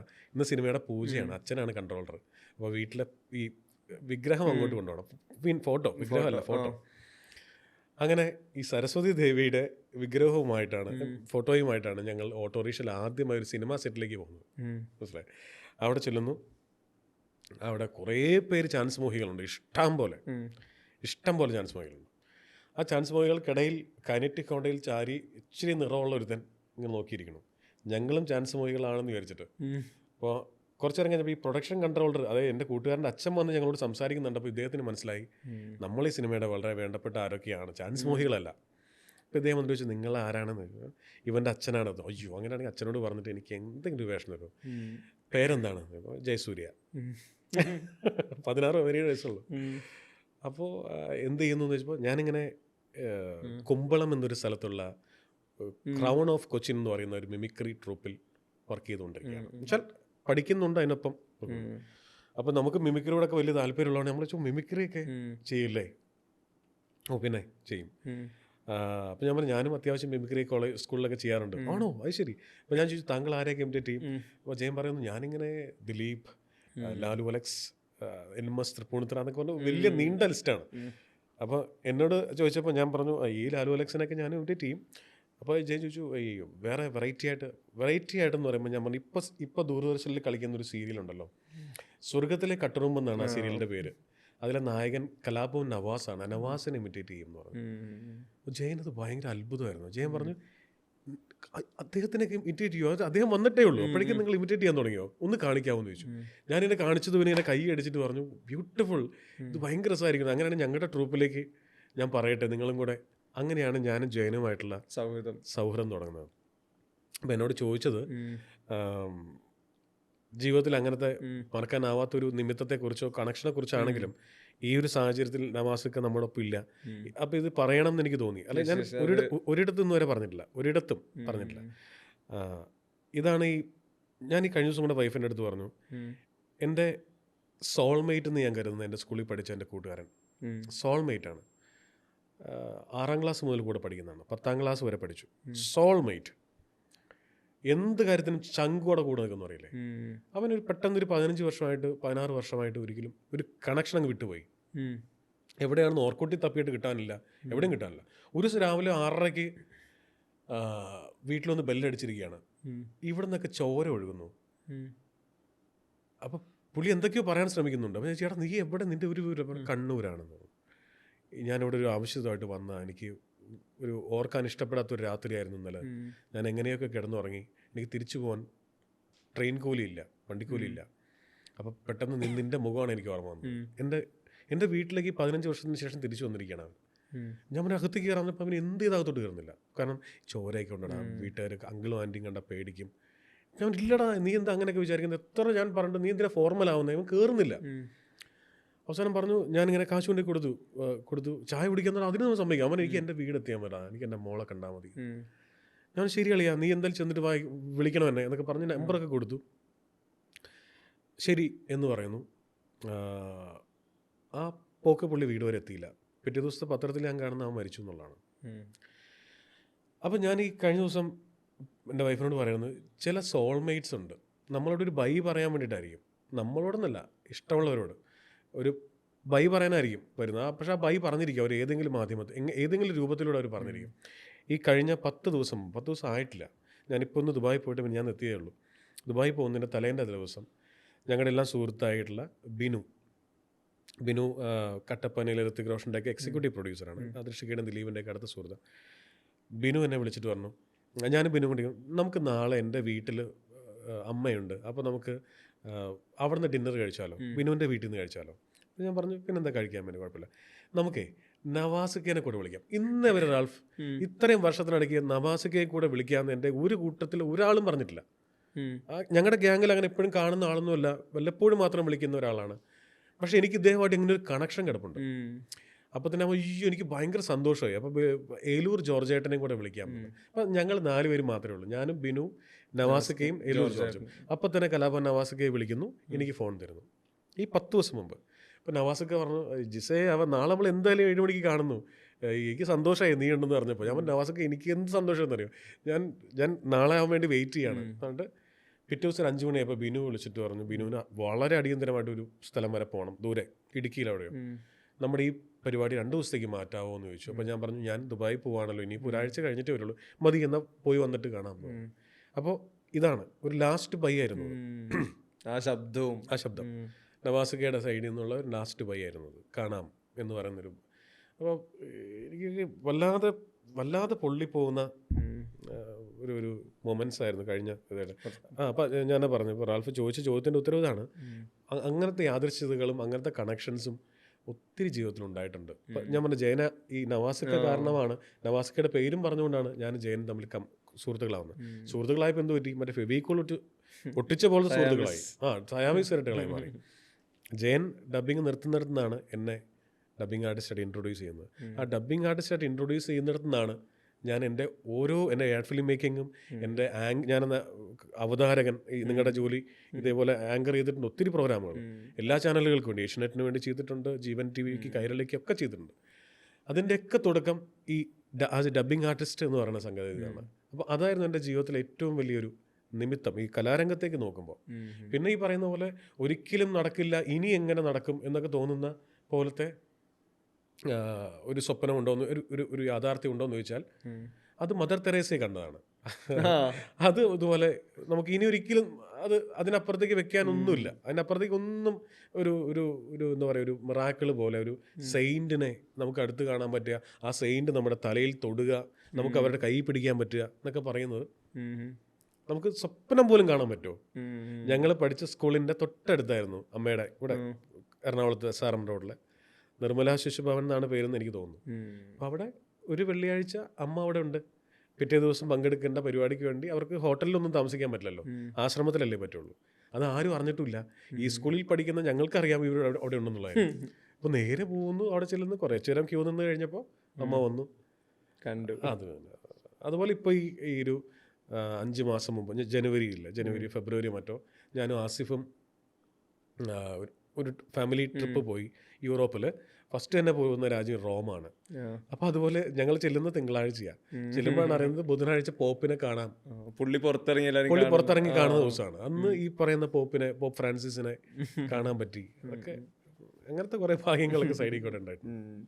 ഈ സിനിമ എനിക്ക് തോന്നുന്നു ഇപ്പം നമ്മളും സംസാരിക്കാനുള്ള റീസൺ വരെ സിനിമയാണല്ലോ. ഇപ്പോൾ സിനിമയുടെ ഏത് മേഖലയിലാണെങ്കിലും സിനിമ കണക്ട് ചെയ്യുന്നിടത്താണ് നമ്മളിപ്പോൾ ഇങ്ങനെ ഒരു മുഖാമുഖം ഇരുന്ന് സംസാരിക്കുന്നത് പോലും. ഈ ലൈഫിൽ സിനിമ ഇൻസ്പയർ പറഞ്ഞു മദർ തെരേസയിലേക്കൊക്കെ സത്യമല്ല, ഞാൻ ആലോചിക്കുമായിരുന്നു ലൈഫിലെ പല സെഗ്മെന്റ്സും.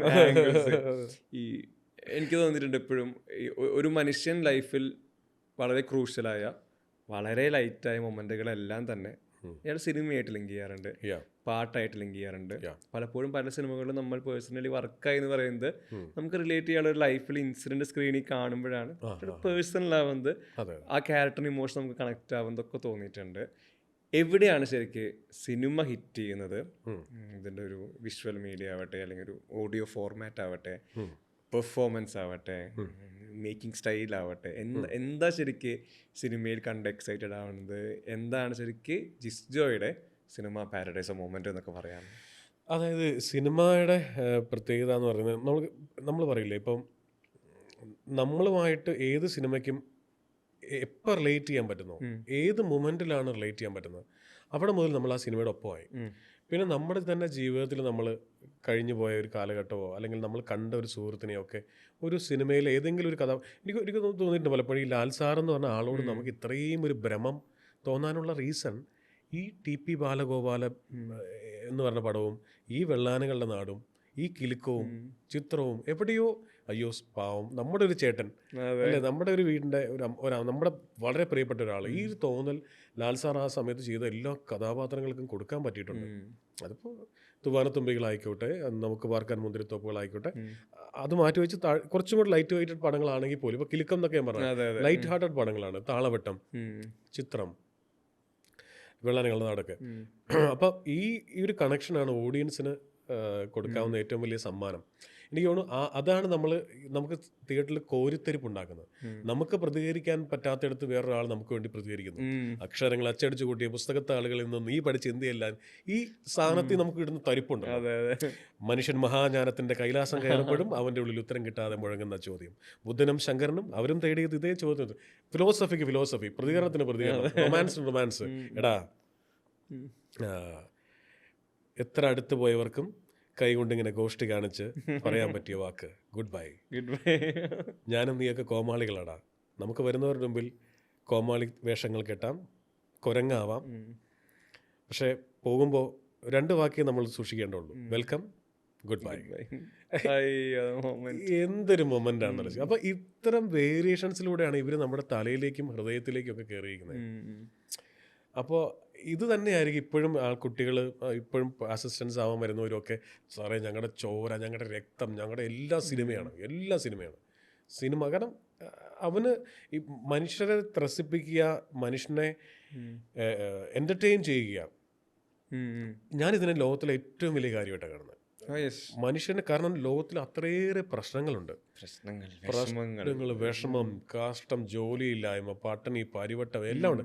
ഇതെല്ലാം ഉള്ള ഒരുത്തൻ 2 മണിക്കൂർ എവിടെയോ, അതിപ്പോൾ തിയേറ്ററിൽ തന്നെ വേണമെന്നില്ല, മൊബൈലിലോ എവിടെയോ ഒരു സംഗതി കണ്ട് ഈ 2 മണിക്കൂർ ഇത് മറക്കുക. ഞാൻ അതുകൊണ്ടാണ് എൻ്റെ സിനിമകൾ തുടങ്ങുമ്പോൾ ആദ്യം വരുന്ന ടൈറ്റിലുകളിലൊന്ന് ഈ പറയുന്ന സിദ്ദിഖ് ലാൽ എന്ന് എഴുതുന്നത്. കാരണം എനിക്ക് അവർ കൊണ്ടുവന്ന ഒരു ചേഞ്ച് ഓവർ ഉണ്ടല്ലോ മലയാള സിനിമയിൽ, അത് ചെറുതൊന്നുമല്ല.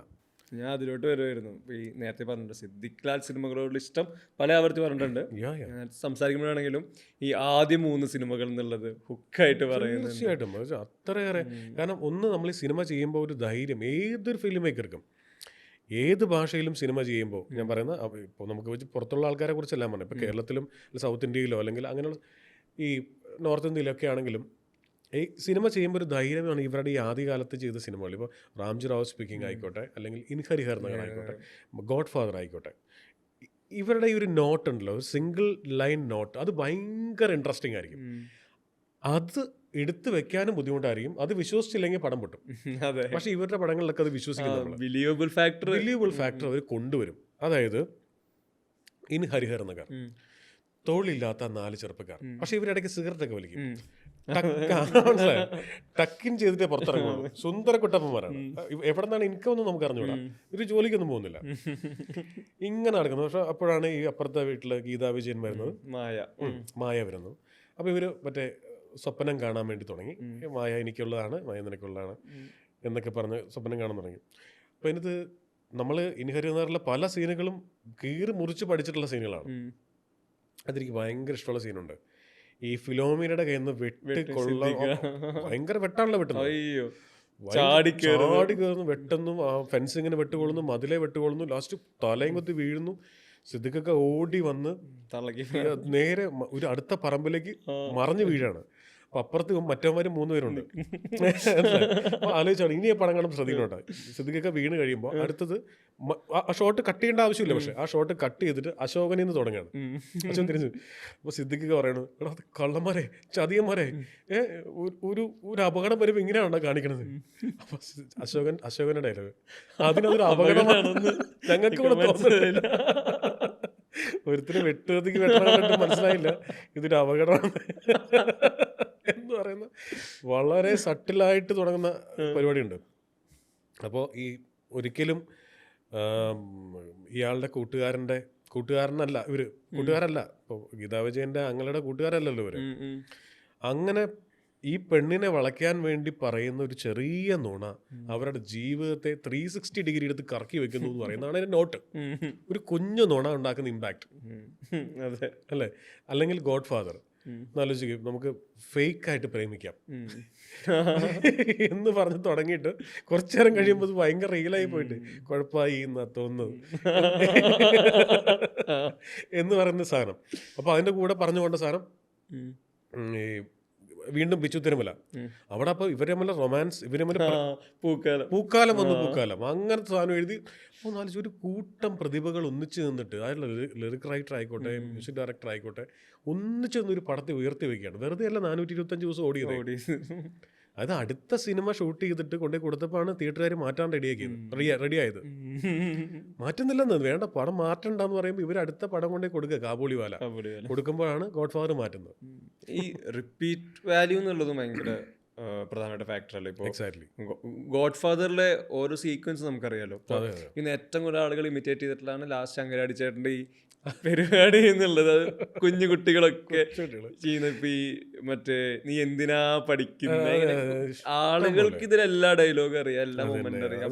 ഞാൻ ഇൻഹരിയറിലാണേലും ഈ ജഗദീഷേട്ടന്റെ സീക്വൻസുകള്, മറ്റേ നിഴല് കണ്ട് പേടിക്കുന്നത്, ഹോനായി പെട്ടിങ് താമച്ചി, ഇത് എല്ലാ തരത്തിലും ആളുകളെ എന്റർടൈൻ ചെയ്യുന്നൊപ്പം ഇവരുടെ മൈൻഡിൽ ഇത്. അതെ, അവൻ മരിച്ചതിന് ശേഷം അവന്റെ പെട്ടി സാധനങ്ങളൊക്കെ അമ്മച്ചി ഭദ്രമായിട്ടാ വെച്ചിരിക്കുന്നത് വരെ അവൻ ഞങ്ങളോട് പറഞ്ഞിട്ടില്ല അങ്ങനെ സാധനം. പിന്നെ ഗോതയിൽ ഇടിച്ച് പഞ്ഞ് കിട്ടിട്ട് അയ്യോ. ഓ സാധാരണ 10-20 ഉണ്ടാവാറുണ്ട് ഇന്ന് ഇവന്മാര് നാലെണ്ണത്തിനെ കിട്ടി. മൂന്നെണ്ണത്തിനെ കിട്ടിയുള്ളൂ. മൂന്നെണ്ണത്തിനെ കിട്ടി. അപ്പൊ ഫിലോമിനയുടെ ഡയലോഗ് കൊള്ളാലൂടെ നീ എല്ലാം ഇങ്ങനെ അല്ല, നേരെ റാംജിറാവ് വന്നു കഴിഞ്ഞാലും എന്റെ പേര് ബാലകൃഷ്ണൻ, വീട് ചെറുപ്പളശ്ശേരി, ഇതാണോ നിന്റെ പ്രശ്നം? വളരെ ലൈറ്ററാണല്ലോ ഈ മത്തായി ചേട്ടൻ. അവിടെ നിന്ന് ഇവര് അതിന്റെ ഒരു കോസ്പ്ലേ വേർഷൻ വരെ വരുന്നുണ്ടല്ലോ. ഇവര് ഈ മോഷണം നടത്താൻ വേണ്ടി ഡ്രസ്സ് മാറുന്നു, കളറ്, കണ്ണ് കെട്ടുന്നു, തോക്കുകളും. എനിക്ക് ഭയങ്കരമായിട്ട് തോന്നിയിട്ടുണ്ട് ഈ നമ്മള് സെലിബ്രേറ്റ് ചെയ്ത സിനിമകളിൽ അത്ര കണ്ട് ഓപ്പണായി പറഞ്ഞിട്ടില്ലാത്ത ചില സട്ടിൽ തമാശകളുണ്ടല്ലോ. ഫോർ എക്സാമ്പിൾ തോമസ് ഊട്ടി എന്ന് പറഞ്ഞില്ലേ, സേതു അമ്മച്ചിക്ക് ഒരു സമ്മാനമായി വന്നെന്ന്. ആ എന്തായിരുന്നു ആ സമ്മാനം? ക്രിസ്മസ് സമ്മാനം. അപ്പോൾ ആ ക്രിസ്മസ് സമ്മാനം എന്തായിരുന്നു തോമസ് കുട്ടി അറിയാവോ? ഓ അത് വല്ല കേക്കോ? ഭയങ്കര കാര്യമുള്ള സാധനം ചോദിക്കുമ്പോ കിട്ടുന്ന ഉത്തരവാണ് അത് വല്ല കേക്കോ സാരിയോ? ഇനിയിപ്പോ അത് പോയി അമ്മച്ചൂടെ ചോദിക്കാൻ കേട്ടോ. വേറെ ലെവലാണ് അവര്, വേറെ ലെവൽ. അല്ല, ഈ പെർഫോമൻസിലെ സ്പോണ്ടേനിറ്റി എന്നുള്ളതും കൂടെ എനിക്ക് തന്ന ഫാക്ടറായിരുന്നു തോന്നുന്നു. പിന്നെ ഈ സിദ്ദിഖ് രാജ് സിനിമകളിൽ റിലേറ്റബിൾ ഫാക്ടറിൽ അന്നത്തെ ഒരു 20+ എന്നാൽ ബിഫോർ 30 ഉള്ള യുവത്വം കൃത്യമായിട്ട് സ്ക്രീനിൽ ഉണ്ടായിരുന്നല്ലോ. അത് ഈ തൊഴിലില്ലായ്മ ഒക്കെ ഇതിന്റെ ഭാഗമായിട്ട് ഈവൻ നമ്മുടെ സായികുമാർ, ജൂലി നേഴ്സ് ആ കാലഘട്ടത്തിലായിരുന്നു. ആ കാലഘട്ടത്തിന്റെ അവസ്ഥ ഇതായിരുന്നു. നോ വേക്കൻസി എന്ന് എല്ലാ ഓഫീസിന് മുമ്പിൽ എഴുതി വെച്ചിരുന്ന ഒരു കാലമുണ്ടല്ലോ. വേക്കൻസി ഇല്ല ആരും കയറണ്ടാകത്തോളൂ. കാരണം അത്രയേറെ പേര് ജോലി അന്വേഷിച്ച് വന്നുകൊണ്ടിരിക്കുകയാണ്. ആ രീതിയിൽ മനുഷ്യർക്ക് കണക്ട് ചെയ്യാൻ പറ്റുന്ന സിനിമ എപ്പോഴും അങ്ങനെയുള്ള കാലത്തെ അടയാളപ്പെടുത്തുന്ന. ഒരുപക്ഷെ 50 വർഷം കഴിഞ്ഞ് കുമ്പളങ്ങി നൈറ്റ്സ് കാണുന്ന ഒരാൾക്ക് ഈ കുമ്പളങ്ങിയെ ആയിരിക്കില്ല അന്ന്. എന്താ ഈ പറഞ്ഞ ആൾക്കാർ മീനിന്റെ മുമ്പിൽ നിന്ന് വീടിന്റെ മുമ്പിൽ നിന്ന് മീൻ പിടിക്കുന്നു, വലയിടുന്നോ? അല്ലെങ്കിൽ അങ്ങോട്ടേക്ക് പാലമില്ലേ, വള്ളത്തിൽ കയറി പോകുന്നോ? ചെത്തി തേക്കാത്ത വീടോ, പെയിന്റ് അടിക്കാത്ത വീടോ എന്നൊക്കെ പറഞ്ഞൊരു കാലത്തിന്റെ ഒരു വല്ലാത്ത അടയാളപ്പെടുത്തലുണ്ട് സിനിമ. അതാണ് സിനിമയുടെ മാജിക്. എല്ലാ സിനിമയുടെ മാജിക് അതാണ്. നമുക്ക് അന്നത്തെ ട്രെൻഡ് എന്താണെന്ന് അറിയാൻ പറ്റും. കോസ്റ്റ്യൂംസിന്റെ ട്രെൻഡ് എന്താണെന്ന് അറിയാൻ പറ്റും. ബെൽബോട്ടോ ആണോ, കോളർ ഇത്ര ആണോ, എല്ലാം അറിയാം. ഏജിനെ തന്നെ. പിന്നെ എന്താ ശരിക്ക് ഭയങ്കര പ്രിയപ്പെട്ട ഒരു സിനിമാറ്റിക് ഷോട്ട് എന്നൊക്കെ പറയാൻ പറ്റുന്ന, വിഷ്വലി നമ്മൾ രജിസ്റ്റർ ആവുന്നതാണല്ലോ സിനിമ, എന്തായിരിക്കും ജിസ്റ്റോയുടെ പ്രിയപ്പെട്ട ഷോട്ട്? എനിക്ക് വളരെ ഇഷ്ടപ്പെട്ട സിനിമയാണ് ദ ബക്കറ്റ് ലിസ്റ്റ്. അയ്യോ, രണ്ടുപേരും കൂടെ. എനിക്കറിയില്ല, ഞാൻ ചില ആൾക്കാർ, ഞാനിത് ആരെ ചോദിച്ചാലും പ്രിയപ്പെട്ട സിനിമ ഏതാ, ദ ബക്കറ്റ് ലിസ്റ്റ് കാണാതെ പഠിച്ചു വെച്ചിരിക്കുകയാണ്. ചില ആൾക്കാരോട് പറയുമ്പോൾ അവരിങ്ങനെ ഈ പടത്തെക്കുറിച്ച് കണ്ടിട്ട് പോലുമില്ല. ഞാൻ ഒരു കടയ്ക്ക് ഇപ്പോൾ ഈ DVD കാലം കഴിഞ്ഞുകൊണ്ടാണ്. മറ്റേത് ഞാൻ വീട്ടിൽ വാങ്ങിച്ച് സ്റ്റോക്ക് ചെയ്യും. ആരെങ്കിലും വന്നാൽ ഗിഫ്റ്റ് കൊടുക്കുന്ന ഇതാണ് DVD. നമ്മൾ ഓട്ടോഗ്രാഫ് എഴുതി അല്ലെങ്കിൽ ഒപ്പിട്ട് കൊടുക്കുന്നത്. വളരെ പ്രിയപ്പെട്ട ഒരാൾ കാണാൻ വന്നു, അല്ലെങ്കിൽ നമ്മൾ കാണാൻ വേണ്ടി പോയി, ഇതാണ് കൊടുക്കുന്നത്. കാരണം അവരെല്ലാം പറഞ്ഞിട്ടുണ്ട് അവരുടെ ജീവിതത്തെ മാറ്റി മറിച്ചിട്ടുണ്ട് ഈ സിനിമ. അത് ഒരുപക്ഷെ ഇത് കാണുമ്പോൾ ഇത് കണ്ടിട്ടില്ലാത്ത കുറേ പേര് കാണാൻ സാധിക്കട്ടെ എന്ന് വിചാരിക്കണം. അത്രയേറെ നമ്മുടെ അത് കാണുന്നതിന് മുൻപും ശേഷമായിട്ട് നമ്മുടെ ജീവിതത്തെ വിഭജിക്കാൻ പറ്റും. ജാക്ക് നിക്കോൾസണും മോർഗൻ ഫ്രീമാനും അഭിനയിച്ച സിനിമയാണ്. അതിലെ ഇവർ പടത്തിൻ്റെ ടുവേഴ്സ് എൻഡൊക്കെ ആകുമ്പോഴത്തേക്കും ഈജിപ്തിൽ പിരമിഡ്സ് നോക്കി ഒരു വലിയ ഉയരത്തിൽ രണ്ടുപേരും ഇരിക്കുന്നത്, എൻ്റെ പൊന്നു റാഫി, അത് ഷൂട്ട് ചെയ്തിരിക്കുന്നത് നമുക്ക് ഫീൽ ചെയ്യും. നമ്മുടെ വീടിൻ്റെ മുറ്റത്താണ് ഈ പറയുന്ന ഈജിപ്റ്റ് എന്ന് പറഞ്ഞ സ്ഥലം എൻ്റെ വീടിൻ്റെ മുറ്റത്താന്ന് തോന്നിപ്പോകും. ആ ഗോൾഡൻ ലൈറ്റിൽ അപ്പം റിയൽ ആയിട്ട് ഷൂട്ട് ചെയ്തിരിക്കുന്നതാണ്. അതെൻ്റെ ഫേവറേറ്റ് ഷോട്ടാണ്. നമുക്ക് പറയാൻ വേറെ എന്തോരം ഷോട്ടിനെ കുറിച്ച്. ഇപ്പം എന്താ പറയുക, നോ ടൈം ടു ഡൈ എന്ന് പറഞ്ഞ സിനിമയിലെ ആ വെടിവെപ്പ് സീൻ, കാറിൻ്റെ ചുറ്റും നിന്ന് മെഷീൻ കണ്ട് വെച്ച് പിടിച്ച് ബുള്ളറ്റ് പ്രൂഫ് ഉള്ള കാറ് തിരിച്ച്, ഇതെനിക്ക് ഭയങ്കര ഇഷ്ടമാണ്. ഞാൻ എപ്പോഴും കാണുന്ന വീട്ടിലെ ഹോം തിയേറ്ററിൽ അതിൻ്റെ സൗണ്ട് എൻജോയ് ചെയ്യുന്ന ഇതൊക്കെയാണെങ്കിലും ഞാൻ ഈ പറയുന്നത് വളരെ ലൈറ്റ് വെയിറ്റ് ആണ്. രണ്ട് പ്രായമുള്ളവർ പിരമിഡ്സ് നോക്കിയിരുന്ന് ഭയങ്കര രസമുള്ള കോമ്പോസിഷനാണ്, ലൈറ്റും ഫ്രെയിമും. ആണ് ഞാൻ പറഞ്ഞത് ഏറ്റവും ബ്യൂട്ടിഫുൾ ഷോട്ട് എന്ന് വെച്ചാൽ എൻ്റെ മനസ്സിൽ വരുന്ന ആദ്യത്തെ ഷോട്ട് അതാണ്.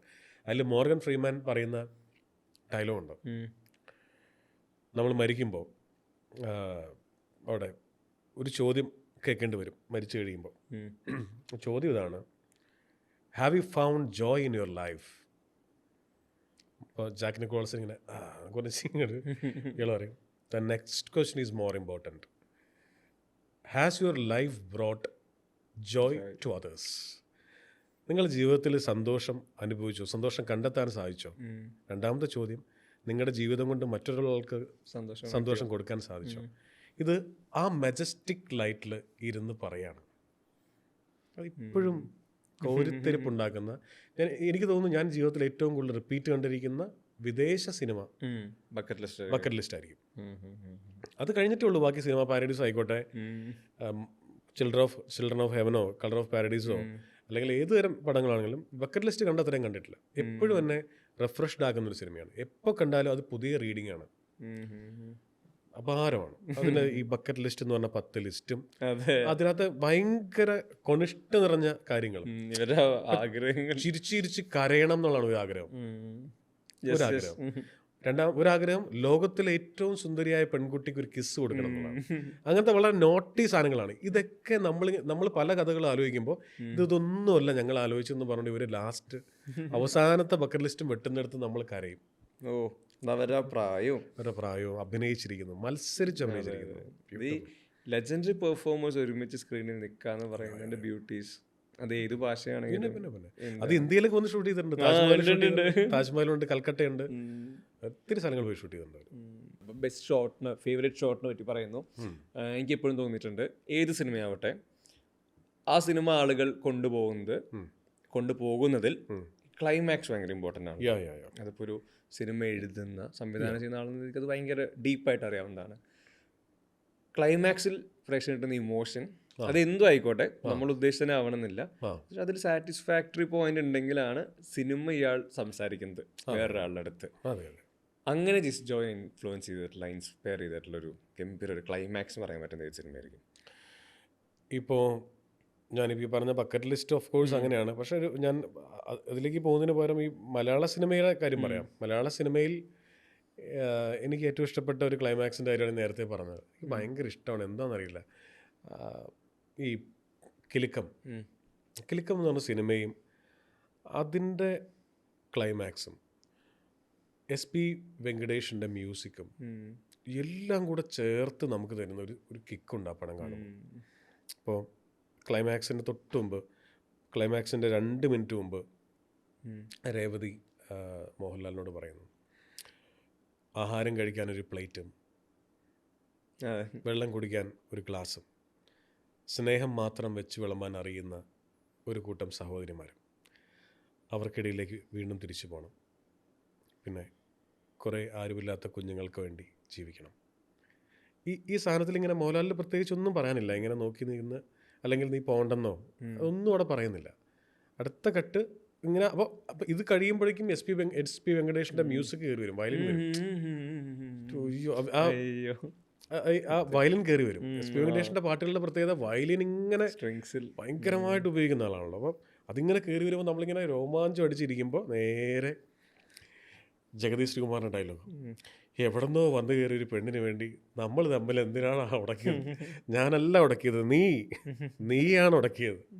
എന്നിട്ടാണ് നേരത്തെ പറഞ്ഞ ഡയലോഗ്, നമുക്ക് വെൽക്കം ഗുഡ് ബൈ ഇതിലൊതുക്കാം.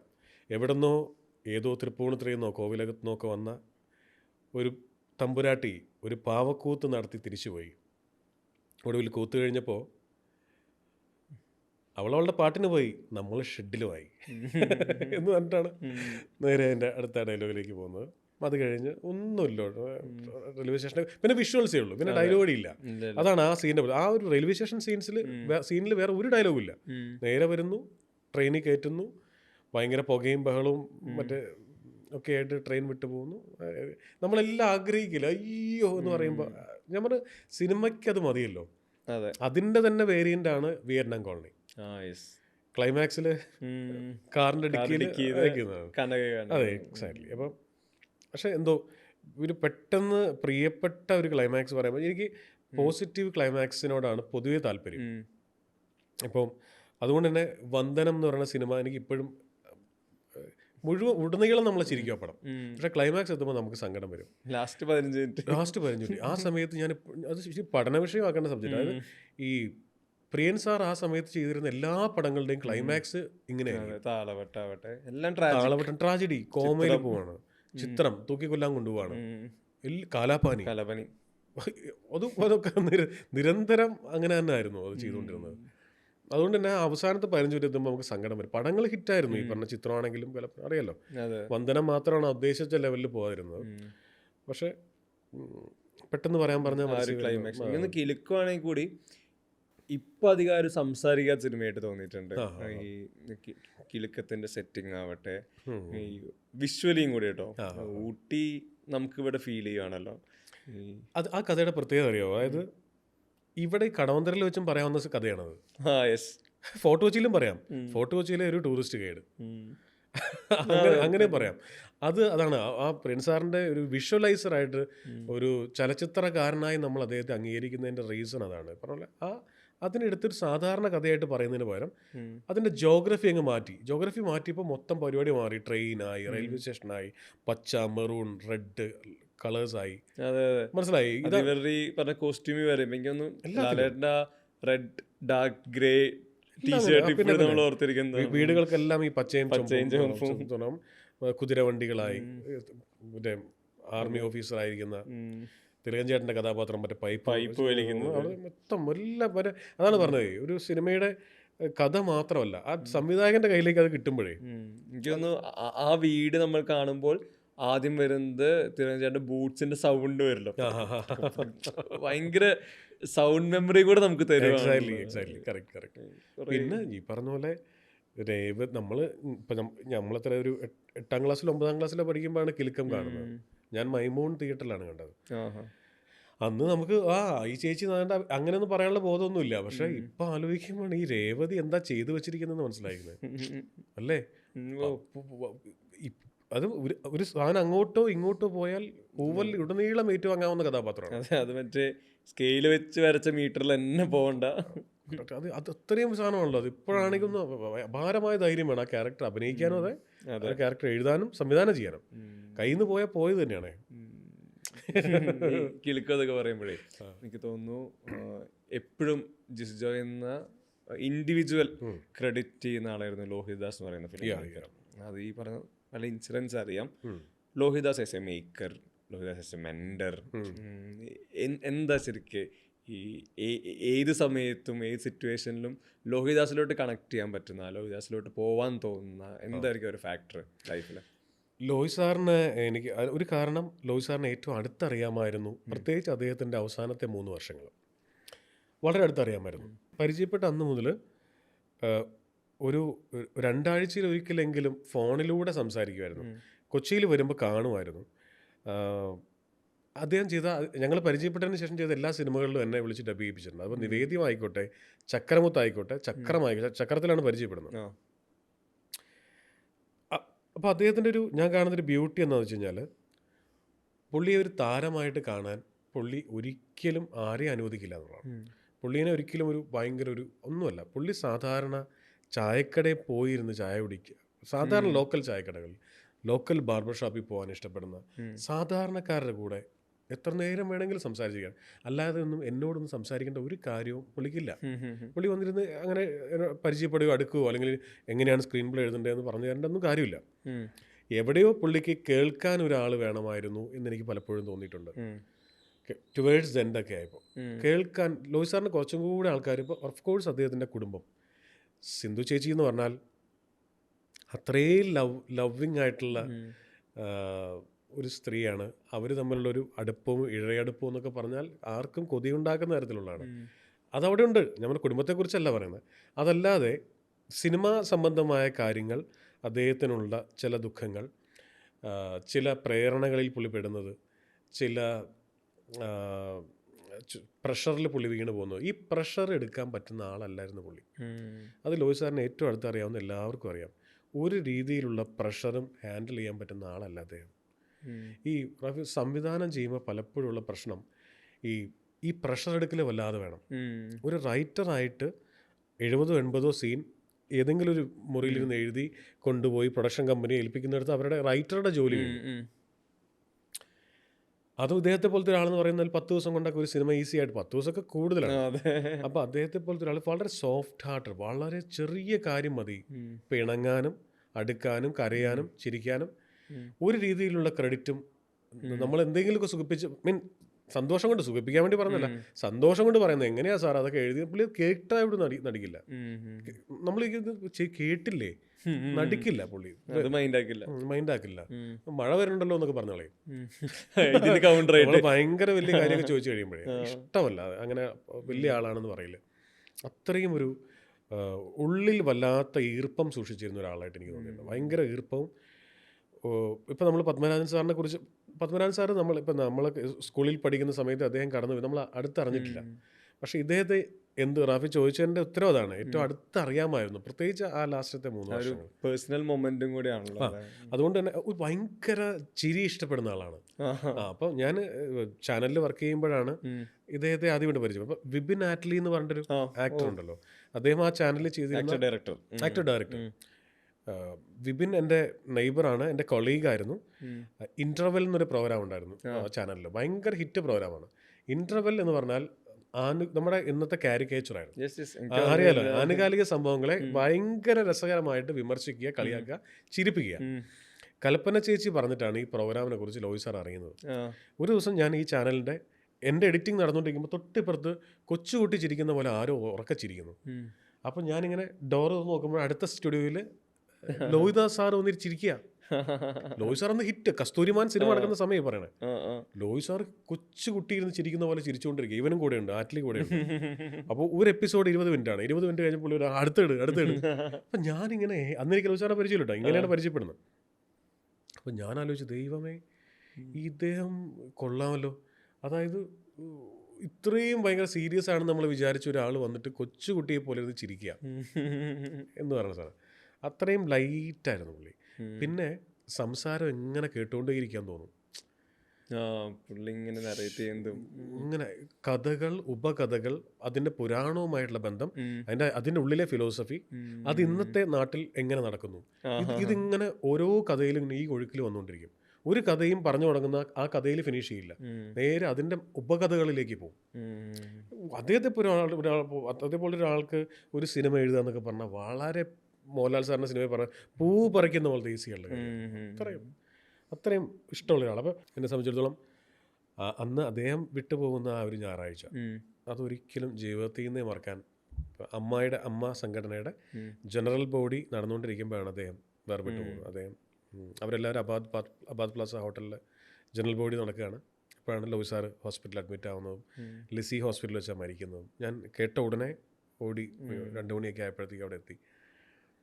കലാഭവൻ മണിച്ചേട്ടനുണ്ടായിരുന്നു. ഞാൻ ഏറ്റവും സിനിമയിൽ അഭിനയിക്കുന്നവരുടെ കൂട്ടത്തിൽ ഏറ്റവും വിങ്ങിപ്പൊട്ടുന്നത് പോലെ, കയ്യിൽ നിന്ന് പോകുന്ന പോലെ കണ്ടത് കലാഭവൻ മണിച്ചേട്ടനെയാണ്. പുള്ളി ലിറ്ററലി കയ്യിൽ നിന്ന് പോയി. ഇത് എങ്ങനെ ഹാൻഡിൽ ചെയ്യണമെന്ന് പറയാം, അങ്ങനത്തെ ഒരു സിറ്റുവേഷനിലേക്ക് പോയി.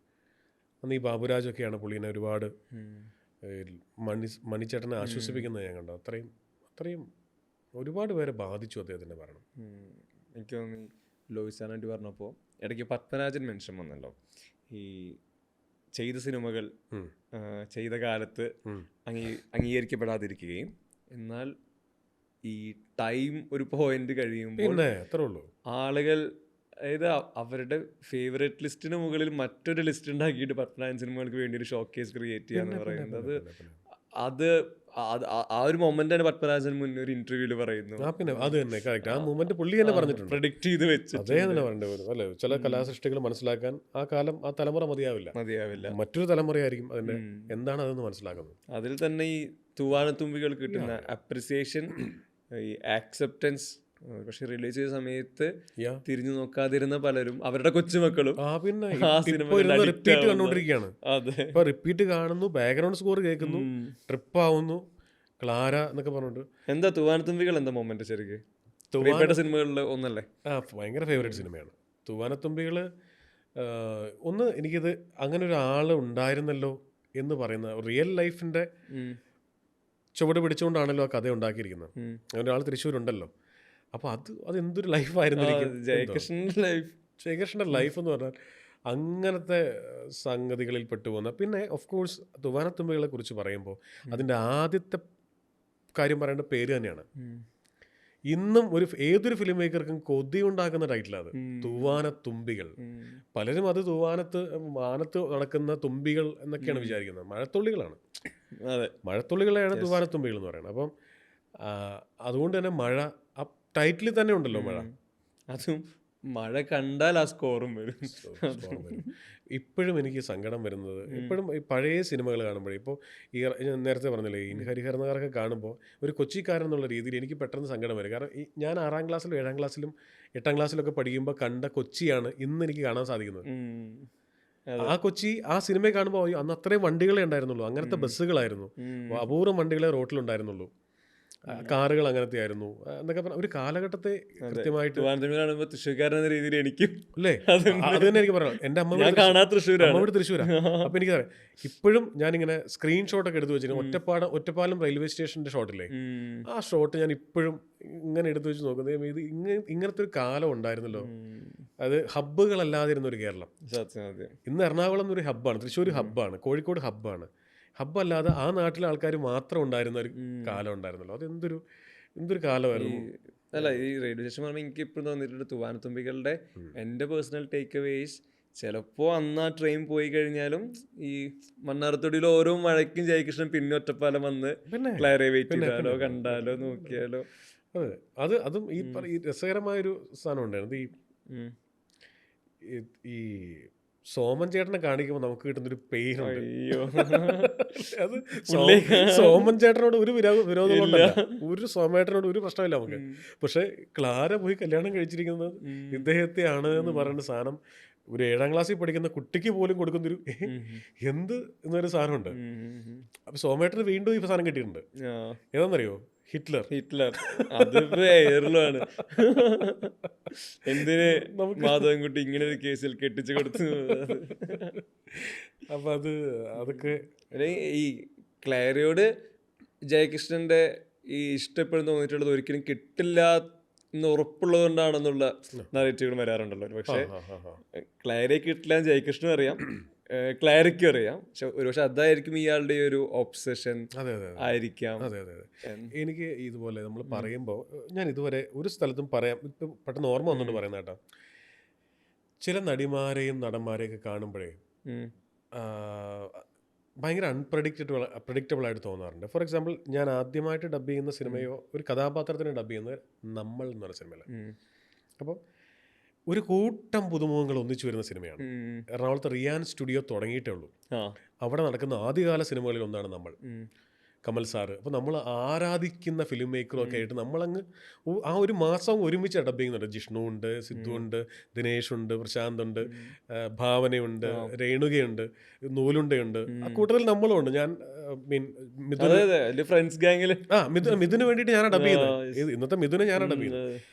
അപ്പോൾ ഈ സാധനം, അപ്പോൾ ഈ സമയത്താണ് സാറ് ഈ പരിമളത്തിൻ്റെ സീനുകൾ കാണിച്ചു തരുമ്പോൾ ഞങ്ങളിങ്ങനെ ആലോചിക്കുന്നു, കൊള്ളാലോ വിളി കിടിലാണല്ലോ ഈ പെൺകുട്ടി.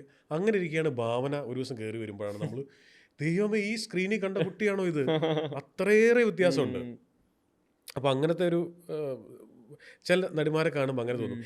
എനിക്ക് രജീഷ വിജയനെ ഭയങ്കര ഇഷ്ടമായിരുന്നു. അത് ഫസ്റ്റ് പടം അനുരാഗ് കരിക്കമ്പളത്തിൻ്റെ ഏതോ ഒരു പോർഷൻ കണ്ടപ്പോൾ ഞാൻ ആസിഫിൻ്റെ അടുത്ത് പറഞ്ഞു, ഭയങ്കര ഡിഫറൻ്റ് ആണ് ഈ കുട്ടിയുടെ ഡയലോഗ് റെൻഡറിങ്.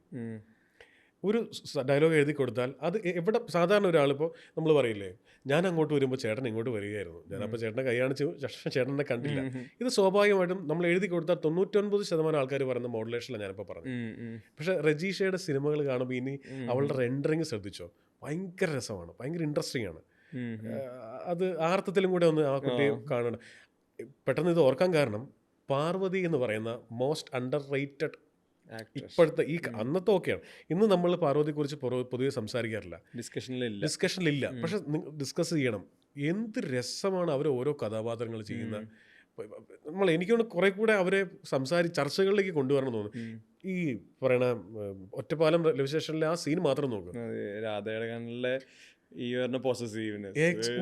ഒരു നോർമൽ ലുക്കാണ്.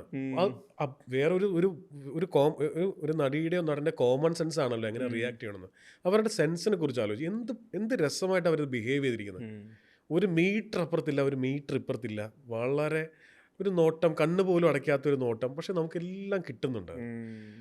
അതാണ് ഒരു നല്ല സംവിധായകൻ്റെ കയ്യിൽ കിട്ടുമ്പോഴേ എല്ലാം കൂടെ ഒരുക്കി കൊടുത്തിരിക്കുകയാണ്. ചുമ്മാ നമ്മൾ നിന്നാൽ മതി അവിടെ. പ്രത്യേകിച്ച് ഒന്നും ചെയ്യണമെന്നില്ല, വെറുതെ നിന്നാൽ പോലും നമുക്കത് കണക്ട് ആവും എന്നുള്ളതാണ്. തിരിച്ച് ജയകൃഷ്ണനും വലിയ അഭിനയിച്ച് തകർത്തിട്ടൊന്നുമില്ല ആ സീനിൽ. പരസ്പരമുള്ള നോട്ടത്തിൽ എന്തൊക്കെയോ അവര് ഒരു പക്ഷേ അയാൾക്കൊന്നും പറയാൻ പറ്റുന്നില്ല, അതാണ് പത്മരാജൻ സാർ. വേറെ ആരെങ്കിലും ഒക്കെ ആണെങ്കിൽ അവിടെ ഡയലോഗ്സ് എഴുതിയാനേ, അല്ല ഞാനിങ്ങനെ എന്നൊക്കെ പറഞ്ഞിട്ട് വേറെ കഥകളൊക്കെ പറയും. ഒരു കഥയും പറയാൻ പോയിട്ടില്ല. അതിനെ പുള്ളി റീലാക്കി നിർത്തിയിരിക്കുകയാണ്. കഥയൊക്കെ നിങ്ങൾ വീട്ടിൽ പോയിട്ട് പറയും, ചിലപ്പോൾ പറയില്ലായിരിക്കും, പക്ഷെ ഇപ്പൊ ഇങ്ങനെയാണ് പടം തീർക്കുകയാണ്. അല്ല അതുപോലെ സീസൺ ഇപ്പൊ സംസാരിച്ചു തുടങ്ങി, പിന്നെ ഇപ്പൊ സംസാരിച്ചു തുടങ്ങി. എക്സാക്ട്ലി അതാണ്. അപ്പോൾ അതിന് ഇന്റർവ്യൂ കഴിഞ്ഞപ്പോൾ കറക്റ്റായിട്ട് സംസാരിക്കാൻ തുടങ്ങി. നമുക്ക് വർക്കാൻ മുന്തിരി തോപ്പുകൾ എല്ലാ തരത്തിലും പത്മരാജൻ. ഇന്നലെ അയ്യോ ഇന്നലെ ക്ലൈമാക്സ് അങ്ങനെ ആർക്കെങ്കിലും പറ്റുമോ എന്നുള്ളത് തന്നെ ഭയങ്കര. അതിനകത്ത് ഈ സുരേഷ് ഗോപി കല്യാണം കഴിച്ചിരിക്കുന്നത്, ഈ സുരേഷ് ഗോപിയുടെ കഥാപാത്രം കല്യാണം കഴിച്ചിരിക്കുന്നത് അനാഥാലയത്തിൽ നിന്നാണേ. അത് എത്ര പേര് ആ പടം കാണുമ്പോൾ കോമൺ മാൻ എന്തോരം ശ്രദ്ധിച്ചിട്ടുണ്ടെന്ന് എനിക്കറിയില്ല. അതായത് അവളെക്കുറിച്ച് അന്വേഷിച്ച് വീട്ടുകാർ പോലും വരരുത്, അത്രയും പൊസസീവാണ്. അവളെ അന്വേഷിച്ച് വീട്ടുകാർ പോലും, അവൾക്ക് അച്ഛനോ അമ്മയോ ആങ്ങളോ പെങ്ങളോ ഒന്നും വരരുത്. അവൾ എൻ്റെ മാത്രമാണ്, ഞാൻ അവളുടെ മാത്രമാണ്. ഇതാണ് അതൊന്നും ആ ഡയറക്ടർ ആ റൈറ്റർ ആലോചിച്ചുകൊണ്ടാണല്ലോ അങ്ങനെ എഴുതി വെച്ചിരിക്കുന്നത് അല്ലേ. അയാളുടെ ഭാര്യനെയാണ് വേറൊരാൾ എൻ്റെ ഭാര്യ എന്ന് പറഞ്ഞു വന്ന് കുങ്കുമം തുടച്ച് കളയുന്നത്. അയാൾക്ക് അങ്ങനെ ഇറങ്ങി നടക്കാനേ പറ്റുള്ളായിരിക്കും. അതാണ് പത്മരാജൻ സാർ. എനിക്ക് തോന്നുന്നു ഇവിടുത്തെ ഇതൊരു ഓട്ട മത്സരമാണെന്ന് വിചാരിക്കുക. ഇവിടുത്തെ സംവിധായകരും റൈറ്റേഴ്സ് എല്ലാം കൂടെ ഒരു ഓട്ടത്തിൽ ഏർപ്പെട്ടിരിക്കുകയാണ്. അതിൽ ഈ എല്ലാവരും ഓട്ടം കിതച്ച് നിന്നാലും ഓടിയവരെ കുറിച്ച് ആൾക്കാർ കാണികൾ മറന്നാലും ഒരാൾ ഓട്ടം തുടർന്നുകൊണ്ടേയിരിക്കും. അയാൾക്ക് മേൽ കണ്ണുകൾ ഉണ്ടായിക്കൊണ്ടേയിരിക്കും. അത് പത്മരാജനാണ്. ഇത്രയും ഡിസ്കസ് ചെയ്തതിൽ അതിനകത്ത് ഒരു തർക്കവുമില്ല. നമുക്കിപ്പോഴും മനസ്സിലാവാത്ത സിനിമകളെ കുറിച്ച് ഇനി വരുന്ന തലമുറ സംസാരിക്കും. കാരണം അദ്ദേഹം സംസാരിച്ചിരുന്ന മുഴുവൻ ഈ ഹ്യൂമൻ ഇമോഷൻസിൻ്റെ അതിനെ പുള്ളി കൾപ്പറേറ്റഡ് ആക്കിയിട്ടില്ല. അതിനകത്ത് എന്താ പറയുക, ഒട്ടും മായം കലർത്തിയിട്ടില്ല. അതിനെ അങ്ങനെ തന്നെ വെച്ചിരിക്കുക റിയൽ. അതാണ് പത്മരാജൻ്റെ ഏറ്റവും വലിയ ബ്യൂട്ടി. അതിൽ ഈ പ്രത്യേകിച്ച് ഇന്റർപേഴ്സണൽ റിലേഷൻഷിപ്പുകൾ വരുമ്പോൾ അത് മറ്റേ 85mm ആണ്, അത്രയും ക്ലോസിൽ നമുക്കത് കണക്ട് ആവുന്ന. പിന്നെ ദേശാടന കിളി കരയാറില്ല. ഒരു കഥ എഴുതി കഴിഞ്ഞിട്ട് അതിന് പേരിടുകയാണ് ദേശാടന കിളി കരയാറില്ല. ഒരൊറ്റ ടൈറ്റിൽ അയാളുടെ ബ്രില്യൻസ് എന്താണ്, ഞാൻ ഗന്ധർവൻ എന്ന് പറയുന്ന സാധനം. ഞാൻ ഇപ്പോഴും തൃശ്ശൂരിലൂടെ പോകുമ്പോഴേ, തൃശ്ശൂർക്കാരനാണല്ലോ, അവിടെ അയ്യോ അസറ്റ് ഹോംസിന്റെ ഇപ്പുറത്ത് ഞാൻ അവിടെ വണ്ടി നിർത്തി ഞാൻ അതിലേ പോകുന്ന എത്രയോ പേരെ കൊണ്ട് കാണിച്ചു കൊടുക്കും. ഈ വീട് ഓർമ്മയുണ്ടോ? അത് ആ വീട് അവർ അതേപോലെ തന്നെ വെച്ചിട്ടുണ്ട്. അതേപോലെ തന്നെ സ്റ്റെയർ കേസും അദ്ദേഹം ഇരുന്ന് പാടിയ പാട്ടിന്റെ ആ ഇറയൊക്കെ അതുപോലെ തന്നെ. അതാണ് സിനിമയുടെ ഒരു ബ്യൂട്ടി. അതാണ് ഈ പറഞ്ഞത്. നമുക്ക് അതിലെ ഞാൻ പറയട്ടെ, കുറേ ബന്ധുക്കള് ഒരു ഞായറാഴ്ച വർഷങ്ങൾക്ക് മുമ്പ് കൊച്ചിയിലേക്ക് വന്നു. എൻ്റെ ഡിസ്റ്റന്റ് റിലേറ്റീവ്സ് ആണ്. ഒരു ഞായറാഴ്ച ഞാനിങ്ങനെ ഉച്ചയ്ക്ക് കിടന്ന് ഉറങ്ങാം എന്നൊക്കെ വെച്ചിരിക്കുമ്പോൾ വർഷങ്ങൾക്ക് മുമ്പ് കേട്ടോ, 17 വർഷം കൊണ്ട് ഒരു 2:30-3 മണിയായപ്പോൾ ഇവർ വന്നു. ഒരു 2 ക്വാളിസ് എന്നറിയ ആൾക്കാരുണ്ട്, ഒരു 10-15 പേരുണ്ട്. ഇവരിങ്ങനെ ഇറങ്ങിയപ്പോൾ നമ്മളിങ്ങനെ ഇവർ വരിച്ചു. ഇപ്പോൾ ലഞ്ച് ടൈം ആണല്ലോ, വീട്ടിലേക്ക് വന്ന് കയറുകയാണ്. അയ്യോ എന്താ ഒരു മുന്നറിയിപ്പില്ലാണ്ട്, ഇല്ല ഞങ്ങളിങ്ങനെ കൊച്ചി കാണാൻ വേണ്ടി ഇറങ്ങിയതാ, ദൂരെ നിന്ന് വരിക കേട്ടോ. അപ്പോൾ നമ്മൾ ശരി കൊച്ചി കാണാൻ വരികയാണോ? ശരി, അപ്പോൾ നിങ്ങളിവിടെ ഉണ്ടല്ലോ, അപ്പോൾ എന്തായാലും നിങ്ങൾ കൊച്ചിക്കാരാണല്ലോ, അപ്പോൾ നിങ്ങൾ പറയാം നമുക്ക് എവിടെയൊക്കെയാണ് എറണാകുളത്ത് പോകേണ്ടത്, എറണാകുളത്ത് കാണിക്കേണ്ട സ്ഥലങ്ങൾ കാണിച്ചു എന്ന് പറയുമ്പോൾ നമ്മൾ പെട്ടെന്ന് സെക്കൻഡ് കിളി പോവാ. അന്ന് ലുലു മോളില്ല, നമുക്ക് ആകെ കൊണ്ടുപോയി കാണിക്കാൻ ബോൾഗാട്ടിയുണ്ട്, ഒരു GCD ഉണ്ട്. അപ്പം നമ്മൾ വെച്ചു നമുക്ക് ഫുഡ് കഴിക്കാനുള്ള ഫുഡ് കഴിച്ചു. ഞങ്ങൾ ആ മറൈൻ ഡ്രൈവില് ഞങ്ങൾ രാവിലെ എത്തിയതാണ്. ഞങ്ങൾ 10 മണിക്ക് എത്തി. അത് കഴിഞ്ഞ് അവിടെ ഓപ്പോസിറ്റ് ബിംബീസിൽ പോയി ഞങ്ങൾ ബിരിയാണി കഴിച്ചിട്ടാണ് വരുന്നത്. ഇനി ഉച്ചയ്ക്ക് ശേഷമുള്ള പരിപാടിയാണ്. അപ്പോൾ ഞങ്ങൾ GCDയിൽ പോയോ? GCD മറൈൻ ഡ്രൈവ് അത് തന്നെ. അത് കണ്ടു ഞങ്ങൾ അതിലൂടെയൊക്കെ നടന്നു. അത് ശരി, അപ്പോൾ ഇനി എങ്ങോട്ടാണ് പോകണ്ടേ? ഇനി ഞങ്ങൾക്ക് നീ പറയൂ. അപ്പം ഞാൻ പറഞ്ഞു അല്ല, അപ്പം എനിക്ക് ആലോചിക്കുമ്പോൾ ഹിൽ പാലസ് ഇവിടെ അടുത്താണോ? അപ്പം ഞാൻ പറഞ്ഞു ഹിൽ പാലസ് ഇവിടെ അടുത്താണ്, ഇവിടെ നിന്ന് 10 കിലോമീറ്റർ നമുക്ക് പോവാം.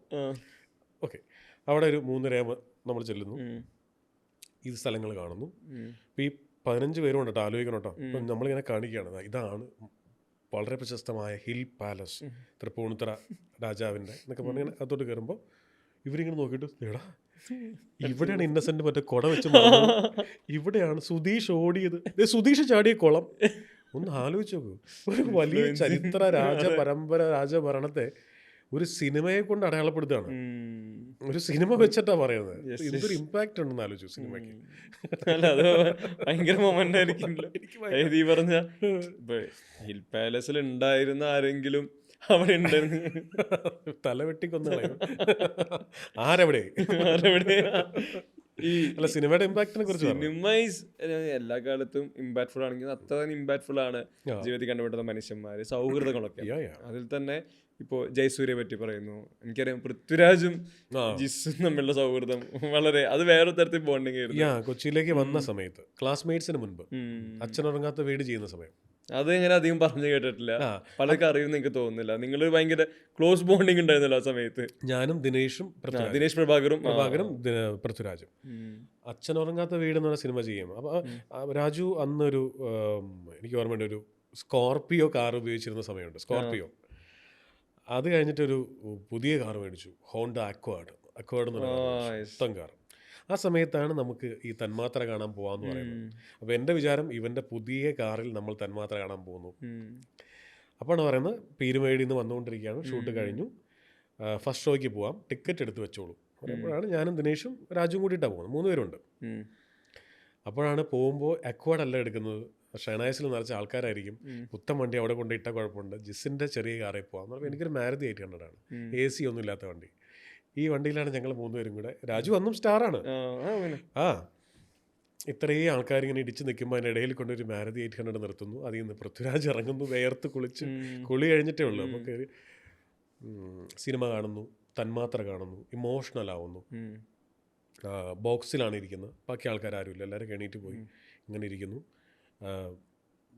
ഇദ്ദേഹത്തിൽ നിന്ന് വിളിക്കാൻ എന്താ മാർഗം നയിക്കുന്നു. അപ്പോൾ എന്നിലെ അഹങ്കാരി ഉണരുന്നു. ഞാൻ പറയുന്നു ബ്ലസ് ചേട്ടനെ ഞാൻ ഇപ്പോൾ വിളിക്കാം, ബ്ലസ് ചേട്ടൻ ഇപ്പോൾ വിളിക്കാം. ജിസിന് പരിചയമുണ്ടോ? ഉണ്ട്. എങ്ങനെ പരിചയം? ഞാൻ പരിചയമൊക്കെ ഉണ്ട്. നേരെ ഫോൺ എടുത്ത് ഡയൽ ചെയ്യുന്നു. കുറച്ച് ഇറങ്ങിയപ്പോൾ ബ്ലസ് ചേട്ടൻ എടുത്തു. ഞാൻ നേരെ രാജുവിന് ഫോൺ കൊടുക്കുന്നു. ഞാൻ ഹലോ പറഞ്ഞ പുള്ളിക്ക് എന്നെ അറിയില്ലല്ലോ. ഞാൻ അദ്ദേഹത്തിൻ്റെ കാഴ്ച സിനിമ കണ്ട് കിളി പോയിട്ട് എവിടെ നിന്നൊക്കെ നമ്പർ എടുത്ത് വിളിച്ച്, സാറ് ഭയങ്കര സംഭവം കേട്ടോ, ഈ ഒരു കണക്ഷൻ മാത്രമേ എനിക്കുള്ളൂ. ഇപ്പം രാജു നേരെ പൃഥ്വിരാജ് ഫോൺ എടുത്തിട്ട് എൻ്റെ ഫോണിൽ കൂടെയാണ് ആദ്യമായി ബ്ലസ് സാറിനോട് സംസാരിക്കുന്നത്. സാർ, സിനിമ ഒരുപാട് ഇഷ്ടപ്പെട്ടു, എനിക്കറിയാം. ഇതിനോടകം ഒത്തിരി പേർ സാറിനോട് ഇത് തന്നെ പറഞ്ഞിട്ടുണ്ടാകും. സാറിന് ഇതുവരെ പരിചയപ്പെടാൻ പറ്റിയിട്ടില്ല. സാർ, ഇതുപോലുള്ള സിനിമകൾ ലക്ഷ്യം വെച്ചുകൊണ്ടാണ്, ഉദ്ദേശിച്ചുകൊണ്ടാണ് എന്നെപ്പോലെ ചിലർ ഓസ്ട്രേലിയയിൽ നിന്ന് പഠിത്തം മതിയാക്കി കേരളത്തിൽ നിൽക്കുന്നത്. സാറൊന്ന് ഓർക്കണം. ഇതാണ് ഈ സെയിം ഡയലോഗാന്ന് പറഞ്ഞത്. അപ്പോൾ ബ്ലസ് സാറ് സ്വാഭാവികമായിട്ടും പിന്നെ തീർച്ചയായിട്ടും നമുക്ക് വർക്ക് ചെയ്യാം എന്നൊക്കെ പറഞ്ഞാൽ പുള്ളിയുടെ ഒരു സ്വതസിദ്ധമായ. പിന്നീട് അവർ ഒരുമിച്ച് ആടുജീവിതം എന്ന് പറയുന്ന സിനിമയിൽ ഒന്നിച്ചപ്പോഴും അത് ഇത്രയേറെ റെക്കഗ്നേഷൻ കിട്ടുമ്പോഴൊക്കെ ഞാനിപ്പോൾ ഈ കഴിഞ്ഞിടയ്ക്കാണ് ഏതൊരു ഇൻ്റർവ്യൂവിൽ അറിയാതെ ഇപ്പോൾ റാഫ് ചോദിച്ചുകൊണ്ടാണ് പറയുന്നത്. ഇതൊക്കെ നമ്മൾ ഉള്ളിൽ ഒളിപ്പിച്ച് വെച്ചിരിക്കുന്നത്. ഇത് വിറ്റ്നസ് ചെയ്ത ഒരാള് ആടുജീവിതം കാണുന്നത്, പെർഫോമൻസ് വിറ്റ്നസ് ചെയ്യുന്നത്, അതിന് നാഷണൽ അവാർഡ് കോൺട്രവേഴ്സി വരെ എത്തി നിൽക്കുമ്പോൾ അന്നൊക്കെ രാജുവും പൃഥ്വിയും ഞാനും ദിനേഷും കൂടെ, രാജുവിന് അന്ന് വേറെ ഒരു സുഹൃത്തുക്കളും ഇല്ല കൊച്ചിയിൽ. വൈകുന്നേരം ഫുഡ് കഴിക്കാനായിട്ട് പോകും ഫോർട്ട് കൊച്ചിയിൽ, രാത്രി പോവും.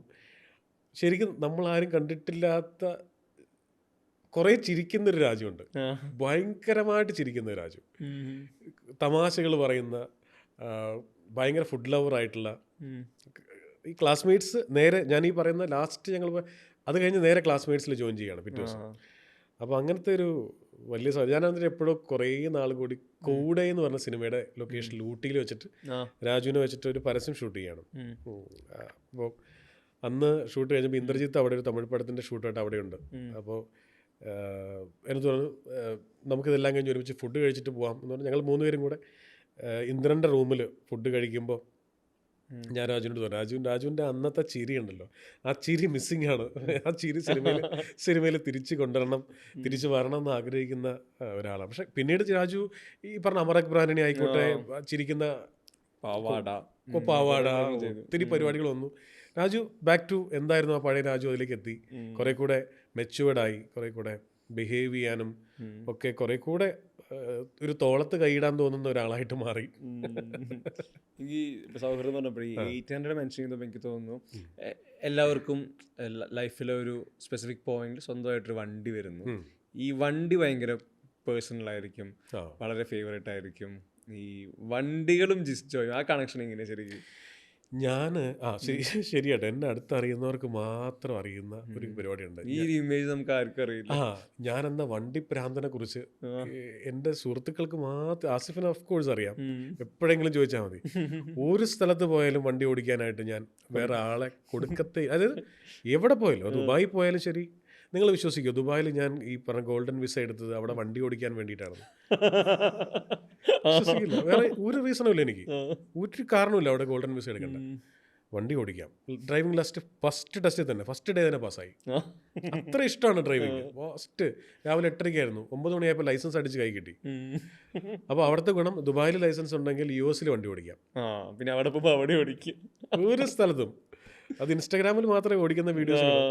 അപ്പോൾ അത്ര ഇഷ്ടമാണ് വണ്ടി എന്ന് പറഞ്ഞാൽ, അത്ര കാര്യമാണ്. ഒരു നിർവാഹം ഉണ്ടെങ്കിൽ വേറെ ആളെ കൊണ്ട് ഓടിപ്പിക്കില്ല. എനിക്ക് തോന്നുന്നു ആസിഫിനും ഈ സെയിം പരിപാടി ഉണ്ട് കേട്ടോ. ആസിഫ് വണ്ടി എത്ര ലേറ്റ് നൈറ്റ് ആണെങ്കിലും ആസിഫ് തന്നെ ഓടിക്കുള്ളൂ. അല്ല, ആസിയുടെ വീട്ടില് പണ്ട് ഷറഫുദ്ദീൻ പുന്ത വിൽക്കാൻ പോയൊരു കഥ ഇടയ്ക്ക് ഭയങ്കര ട്രെൻഡിങ് ആയിരുന്നു. ആസിഫിന്റെ മറ്റേ ബൈജു എൻ നായരുടെ ആ എപ്പിസോഡ് കാണണം. ഒരു വണ്ടിയെ കുറിച്ച് ഒരു സെലിബ്രിറ്റിയും ഇത്രയും സംസാരിച്ചാൽ ഞാൻ കേട്ടിട്ടില്ല. അത്രയ്ക്ക് ഇഷ്ടമാണ് അത്. ഒന്നറിയോ, ഓരോ രാജ്യത്തും ചെല്ലുമ്പോൾ അവിടുത്തെ രീതികളും ഒന്ന് സൈഡ് മാറുമല്ലോ, ലെഫ്റ്റ് സൈഡിലേക്ക് മാറുമല്ലോ ഡ്രൈവിങ്. അതിൻ്റെ ഒരു സുഖമുണ്ട്. നമ്മൾ പെട്ടെന്ന് ഭയങ്കര റിഫ്രഷ്ഡ് ആവും. പിന്നെ ഇതിനോടൊരു ഇൻട്രസ്റ്റ് കൂടുതലോ, ഫസ്റ്റ് തൊട്ട് ഓടിക്കുന്ന പോലെ ഭയങ്കര. അതെ. ആദ്യമൊക്കെ അത് ബുദ്ധിമുട്ടായിരുന്നു. ഇവിടെ നിന്ന് നമ്മളിപ്പോൾ ഇവിടെ നിന്ന് കൊച്ചിയിൽ നിന്ന് പോയിട്ട് ദുബായിൽ ഇറങ്ങി അന്ന് രാത്രി തന്നെ നമ്മൾ ഇപ്പുറത്തെ സൈഡിലേക്ക് മാറുമ്പോൾ ആദ്യമൊക്കെ ഇപ്പോൾ അത് സെറ്റായി. രണ്ട് സൈഡിലേക്ക് എങ്ങനെ മാറിയാലും അത് കുഴപ്പമില്ല എന്നുള്ളത്. അത്രയും ഇഷ്ടമാണ്. എന്താ ലൈഫിൽ ഫസ്റ്റ് കാർ ഏതായിരുന്നു? 800 ഫസ്റ്റ് 800 ആണ്. കളർ എന്തായിരുന്നു? അത് ബ്ലൂ. അത് ഭയങ്കര ഇഷ്ടമുള്ള കളറാണ്. അത് ഡീപ്പ് ബ്ലൂ ഉണ്ടല്ലോ, അത് ഭയങ്കര ഇഷ്ടമുള്ള കളർ. സെക്കൻഡ് ഹാൻഡ് വാങ്ങിച്ച കാറാണ്. അപ്പോൾ അത് ഒരു 2-3 വർഷത്തോളം അതുണ്ടായിരുന്നു. അടിപൊളിയാണ്. ആ കാറിൻ്റെ ഒരു ഓർമ്മ പറഞ്ഞാൽ, സുധാകർ മംഗളോദയത്തിൻ്റെ ഒരു സീരിയലിൽ ഞാൻ അഭിനയിക്കുകയാണ്. ചിറ്റ എന്നാണ് ആ സീരിയലിൻ്റെ പേര്. ചിറ്റ സീരിയൽ ഷൂട്ട് നടന്നത് ചോറ്റാനിക്കരയിലാണ്. അപ്പം നമ്മുടെ വീട്ടിൽ നിന്ന് ഒരു 20 കിലോമീറ്റർ ഉണ്ട് ചോറ്റാനിക്കരയിൽ. അപ്പം അതിൽ അഭിനയിക്കുന്ന ആളാണ് മേഘനാഥൻ, നമ്മുടെ മേഘേട്ടൻ അതിൽ അഭിനയിക്കുന്നുണ്ട്. ഈ മേഘേട്ടനും ഞാനും സെറ്റിൽ വെച്ചാണ് കാണുന്നത്. ഞങ്ങൾ തമ്മിൽ അപാരമായ ഒരു സൗഹൃദം ഉടലെടുക്കുകയാണ്. അതായത് ഞങ്ങൾക്കങ്ങ് ഭയങ്കര ഇഷ്ടമായി അങ്ങോട്ടും ഇങ്ങോട്ടും. മേഘേട്ടൻ എന്ന് വെച്ചാൽ എനിക്ക് ജീവനായി. ഞാൻ എന്ന് പറഞ്ഞാൽ മേഘേട്ടന് ഒരു ഫുഡ് കഴിക്കുമ്പോൾ പോലും ഇങ്ങോട്ട് വന്നടാ, ഇവിടെ നിന്ന് കഴിക്കടാ, അതുകൊണ്ട് അങ്ങനെ ഒരു മേഘേട്ടൻ എന്ന് വെച്ചാൽ ഒരു ചക്കരയായിരുന്നു കേട്ടോ. അത്ര അടിപൊളി മനുഷ്യനായിരുന്നു. അപ്പോൾ എന്ത് കിട്ടിയാലും അങ്ങനെ. അപ്പോൾ അദ്ദേഹത്തിന് നന്ദിനി എന്ന് പറഞ്ഞ നടിയെ അഭിനയിക്കുന്നത്. നന്ദിനിക്കും മേഘേട്ടനും പോകാൻ ഈ 20 കിലോമീറ്റർ പോകാൻ ഒരു 3/4 മണിക്കൂർ എടുക്കുന്ന സ്ഥലമാണ്. ഒരു കാറാണ്, ഒരു ക്വാളിസാണ് അറേഞ്ച് ചെയ്തത്. ഇയാൾ എന്ന് എന്നെ പരിചയപ്പെട്ടോ അന്ന് മുതൽ ഈ നന്ദിനിയുടെ കൂടെ പോകില്ല. 800 എടാ, ഞാൻ നന്ദിനിയുടെ വണ്ടി പോയിക്കോട്ടെ, നീ കാറുമായിട്ട് ഇവിടെ വാ. ഞാൻ ഇവിടെ നിന്ന് സൗത്ത് പോയിട്ട് കവിത ഇൻ്റർനാഷണൽ ഹോട്ടലിൽ നിന്ന് മേഘേട്ടനും പിക്ക് ചെയ്ത് ചോറ്റാനിക്കരയ്ക്ക് പോകണം. അപ്പം 20 കിലോമീറ്റർ പോകുന്ന പോക്ക് 40 കിലോമീറ്റർ ആയിട്ട് മാറും. അതാണ് അദ്ദേഹം. ഒരു അന്നത്തെ ഹിറ്റായി നിൽക്കുന്ന ഒരു നടിയോടൊത്ത് തമാശകളൊക്കെ പറഞ്ഞ് ലൊക്കേഷനിലേക്ക് പോകാനുള്ള ഒരു സാഹചര്യത്തെ അയാൾക്ക് പുല്ല് വിലയായിരുന്നു. താല്പര്യമില്ല. എനിക്ക് എൻ്റെ സൗഹൃദമാണ് വരുന്നത്. അങ്ങനെ മേഘേട്ടനായിട്ട് പിന്നെ തുടർച്ചയായി ഞങ്ങൾ ഒരുമിച്ചാണ് പോകുന്നത്. അങ്ങനെ തൃപ്പൂണിത്തുറ പേട്ട ജംഗ്ഷൻ കഴിഞ്ഞ് SN ജംഗ്ഷൻ വടക്കേക്കോട്ടയിലേക്ക് എത്തുമ്പോഴത്തേക്കും ഭയങ്കര ട്രാഫിക് ബ്ലോക്ക്. അവിടെ വെച്ച് വണ്ടി നിന്ന് പോയി. പഴയ വണ്ടിയാണല്ലോ. രാവിലെ ഒരു 8:30 മണി, അറിയില്ല, ജോലിക്ക് പോകുന്നവരുടെ തിരക്കിൻ്റെ മുട്ടൻ ട്രാഫിക്. വണ്ടി നിന്ന് പോയി. വണ്ടി നിന്ന് നമ്മൾ മാക്സിമം ശ്രമിക്കുന്നു, ബാക്കിൽ നിന്ന് ഹോണടി വരുന്നു. 2 സൈഡും ബ്ലോക്കാട്ടോ, ഒരു രക്ഷയില്ല. അപ്പം മേഘട്ടൻ പറഞ്ഞു ഈ ട്രൈ എന്ന് പറഞ്ഞു. ഞാൻ ഇവിടെ നിന്ന് മാക്സിമം ട്രൈ ചെയ്യുന്നുണ്ട്. അപ്പം ഞാൻ പറഞ്ഞു, മേഘട്ട ഞാനിപ്പോൾ ഈ ഡോർ തുറന്ന് ഇറങ്ങാൻ പോവാണ്. മേഘട്ട ചാടി ഡ്രൈവിംഗ് സീറ്റിലേക്ക് ഇരിക്കും. അതെന്തിനാ? ഞാൻ പറഞ്ഞു, ഞാൻ ബാക്കിൽ നിന്ന് തള്ളാം, ഈ ഒന്ന് പോയേ, ഈ തള്ളിയിട്ട് ഞാൻ ഓടിക്കാനോ? ഞാൻ തള്ളും, നീ ഇരിക്ക്. അത് നൻപനാണല്ലോ, കൂട്ടുകാരൻ, ശംഖ് എന്നൊക്കെ പറഞ്ഞ സാധനമാണ്, റിയൽ മനുഷ്യനാണ്. അവൻ്റെ മേഘട്ടൻ ഇപ്പം നിങ്ങൾ താരമാണ്. എന്ത് താരം? പോടാണെന്ന്, നിനക്ക് എന്ത് ആരോഗ്യം എന്നെ വെച്ച് തള്ളാൻ? ആലോചിച്ചോ, എന്നെ ഡ്രൈവിംഗ് സീറ്റിൽ പിടിച്ചിരുത്തിയിട്ട് എൻ്റെ മാരുതി പഴയ 800 ഈ ആ ട്രാഫിക് ബ്ലോക്കിലൂടെ മേഘേട്ടൻ തളർന്ന് കണ്ടിട്ട് സഹതാപം തോന്നിയിട്ട് ബാക്കിലുള്ള ഓട്ടോറിക്ഷക്കാരൊക്കെ കൂടി വന്ന് തള്ളി സ്റ്റാർട്ടാക്കി തന്നു. ഇതാണ് മേഘട്ടൻ. അത് റാഫി താങ്ക് യു കേട്ടോ, എന്നെ അത് ഓർപ്പിച്ചതിന്. കാരണം എന്ത് പറഞ്ഞപ്പോഴാണ് അങ്ങനെയൊക്കെ പോയത് എനിക്കറിയില്ല. പക്ഷെ ഞാൻ എൻ്റെ ഒരു ഇൻ്റർവ്യൂവിൽ ഞാൻ മെൻഷൻ ചെയ്യാതെ പോയിരിക്കുന്ന ഒരു മനുഷ്യനാണ് മേഘട്ടൻ. മേഘട്ടന് നിർഭാഗ്യവശാൽ നമ്മുടെ കൂടെ ഇപ്പോൾ ഇല്ല. ഇല്ല. എൻ്റെയും സൺഡേ ഹോളിഡേ എന്നൊരു സിനിമയിലുണ്ടായിരുന്നു. അതെ അതെ അതെ. ഇതൊരു നമുക്ക് സിനിമയിൽ തന്നെ എത്ര നല്ലത് പറഞ്ഞാലും മതിയാവില്ല എന്ന് പറയുന്ന, ഒരു കലർപ്പും ഇല്ലാത്ത, ഒരു ദുശീലങ്ങളും ഇല്ലാത്ത, ഒന്ന് ആലോചിച്ചു സിനിമയിൽ പുള്ളി ഈ പുഴയും കിടന്നുള്ള ക്യാരക്ടറൊക്കെ ഒന്ന് ആലോചിക്കും. ഭയങ്കര ക്രൂരനല്ലേ. ഒരു കള്ളു കുടിക്കാത്ത, പുക വലിക്കാത്ത, മദ്യപിക്കാത്ത, ഒരു പരദൂഷണം പറയാത്ത, അങ്ങനത്തെ ഒരു മനുഷ്യൻ. കൃഷിക്കാരൻ, കൃഷിയായിരുന്നു പുള്ളിയുടെ മെയിൻ. പുള്ളിക്ക് കൃഷി സ്ഥലങ്ങളുണ്ട്, കൃഷി ചെയ്യുന്ന ഇഷ്ടമാണ്. കൃഷി കട്ട് ചെയ്തിട്ടുള്ള ഒരു പരിപാടിയും പുള്ളിക്കില്ല. പിന്നെ കേബിൾ ടിവിയുടെ ബിസിനസ് ഉണ്ടായിരുന്നു. നമ്മുടെ ലാലേട്ടൻ ദൃശ്യത്തിൽ ചെയ്യുന്ന പോലത്തെ പരിപാടി ഉണ്ടായിരുന്നു. അങ്ങനെ ഒത്തിരി ഇഷ്ടമുള്ളൊരു മനുഷ്യനാണ്, വളരെ നല്ല മനുഷ്യൻ. ഈ ഇതെല്ലാം പറഞ്ഞു മേഘേട്ടന് പറയുന്നു, അല്ലെങ്കിൽ പല മനുഷ്യരെ ഓർത്തെടുക്കുന്നു, ചെറിഷ് ചെയ്യുന്നു. ഈ ചെറിഷിങ് ഒക്കെ പറഞ്ഞപ്പോൾ എനിക്ക് ഞാൻ ഇടയ്ക്ക് വിട്ടുപോയത് വന്നിപ്പോൾ ഞാൻ കണക്ട് ചെയ്താണ് ഈ പ്രിയപ്പെട്ട സിനിമകൾ പറഞ്ഞപ്പോൾ ഈ പറഞ്ഞ ഇല്യൂഷനിസ്റ്റും കേപ്പർനാം എന്നുള്ളത്. രണ്ട് എക്സ്ട്രീമിൽ നിൽക്കുന്ന രണ്ട് സ്വഭാവത്തിലുള്ള ഇത് എനിക്ക് തോന്നുന്നു കണ്ടിട്ടില്ലാത്തവർ കാണട്ടെ എന്നുള്ള അർത്ഥത്തിലാണ് ഞാൻ പറയുന്നത്. ഒത്തിരി പേര് കണ്ടിട്ടില്ല. വേണം ദ ഇല്യൂഷനിസ്റ്റ് എന്നുള്ള സിനിമ കണ്ടിട്ടില്ലെങ്കിൽ അത് മസ്റ്റായിട്ടും സിനിമാ പ്രേമികൾ കാണേണ്ട സിനിമയാണ്. നമ്മൾ അത്ഭുതപ്പെടും, ഇയാൾ ശരിക്കും മാജിക്കുകാരനാണോ? അതാണ് നമുക്ക് ആ സിനിമ കഴിയുമ്പോൾ കിട്ടുന്ന ആദ്യത്തെ അത്ഭുതം. മാജിക്ക് പഠിച്ചിട്ടില്ലാത്ത, മാജിക്കുകാരനല്ലാത്ത ഒരാൾ ഇതെങ്ങനെയാണ് ഈ കഥാപാത്രം ഇങ്ങനെ ചെയ്തിരിക്കുന്നത്? ബാക്കി സ്ക്രീൻ റിയാലിറ്റിയാണ്, മേക്ക് ബിലീഫാണ്, അതൊക്കെ വിട്ടേക്ക്. ബോഡി ലാംഗ്വേജ് പിടിച്ചിരിക്കുന്ന പരിപാടി, താളം എന്നൊക്കെ പറയുന്ന ഒരു വല്ലാത്ത, എനിക്കല്ല, ഞാൻ മെൻ്റലിസ്റ്റ് ആദി, എൻ്റെ വളരെ അടുത്ത സുധ ആദി പറഞ്ഞിട്ടാണ് ഞാൻ ഈ സിനിമ കാണുന്നത് കേട്ടോ. ദ ഇല്യൂഷനിസ്റ്റ് അപാര സിനിമ. കണ്ടിട്ടില്ലെങ്കിൽ ഇത് കാണുന്നവർ ഈ സിനിമ കാണണം. അതുപോലെ കഫർനാം എന്ന് പറഞ്ഞ സിനിമ നമുക്കറിയാം, ഒത്തിരി നമ്മളെ നോവിച്ചിട്ടുള്ള, നമ്മളെ വിഷമിപ്പിച്ചിട്ടുള്ള ക്ലൈമാക്സ്, ആ കുട്ടിയുടെ ചിരി, അതിൽ നമ്മളിങ്ങനെ ഒരു ചിരി കണ്ടിട്ട് നമ്മൾ കരയുന്നത് ഒരുപക്ഷെ അപൂർവമായിരിക്കും സിനിമയിൽ. അതുവരെ ചിരിക്കാത്ത കുട്ടി സിനിമയിൽ ചിരിക്കുമ്പോൾ നമ്മൾ കരയായിരുന്നിട്ട് പ്രേക്ഷകൻ. സിനിമയുടെ ഇമ്പാക്റ്റ് ആണ്. റാഫി നേരത്തെ ചോദിച്ചപ്പോൾ അതേപോലെ പറയാൻ വിട്ടുപോയൊരു സാധനം, എൻ്റെ പ്രിയപ്പെട്ട ക്ലൈമാക്സിനെ കുറിച്ച് ചോദിച്ചു. ഞാൻ 2 സിനിമകളാണ് പറയാൻ ഉദ്ദേശിച്ചത്. ഒന്ന് കിലുക്കം, മറ്റൊന്ന് മണിച്ചിത്രത്താഴ്. അയ്യോ, അത് നമ്മളിപ്പോൾ ഒരു സിനിമ എഴുതുമ്പോഴേ എല്ലാ സംവിധായകൻ്റെ എഴുത്തുകാരൻ്റെ ടെൻഷനാണ് ഇത് ഓഡിയൻസ് ഇതിനെക്കുറിച്ച് എന്ത് പറയുന്നുള്ളത്. അപ്പോൾ കുറേ പേര് നല്ലത് പറഞ്ഞവരുണ്ടാവാം, കുറച്ച് ഇപ്പോൾ വന്ദനത്തിൻ്റെ ക്ലൈമാക്സ് ഇഷ്ടമില്ലാത്തവരുണ്ട്, താളവട്ട് ഇഷ്ടമില്ലാത്തവരുണ്ട്, ചിത്രം അയ്യോ അതൊന്നും അങ്ങനെ. പക്ഷേ ഒരു മനുഷ്യനും നോ ഒബ്ജക്ഷൻ ഇല്ലാത്ത സിനിമയായിരുന്നു മണിച്ചിത്രത്താഴിൻ്റെ ക്ലൈമാക്സ്. അത് വെണ്ണിലാ ചന്ദനക്കിണ്ണം എന്ന് പറഞ്ഞ സിനിമയുടെ പാട്ടിൻ്റെ ആ പാട്ട് വരുന്നത് ശ്രദ്ധിച്ചിട്ടുണ്ടല്ലോ. ഓരോ ഇൻസ്ട്രുമെന്റ്സ് ആയിട്ട് വന്ന് ഇങ്ങനെ ബിൽഡപ്പിലാണ്.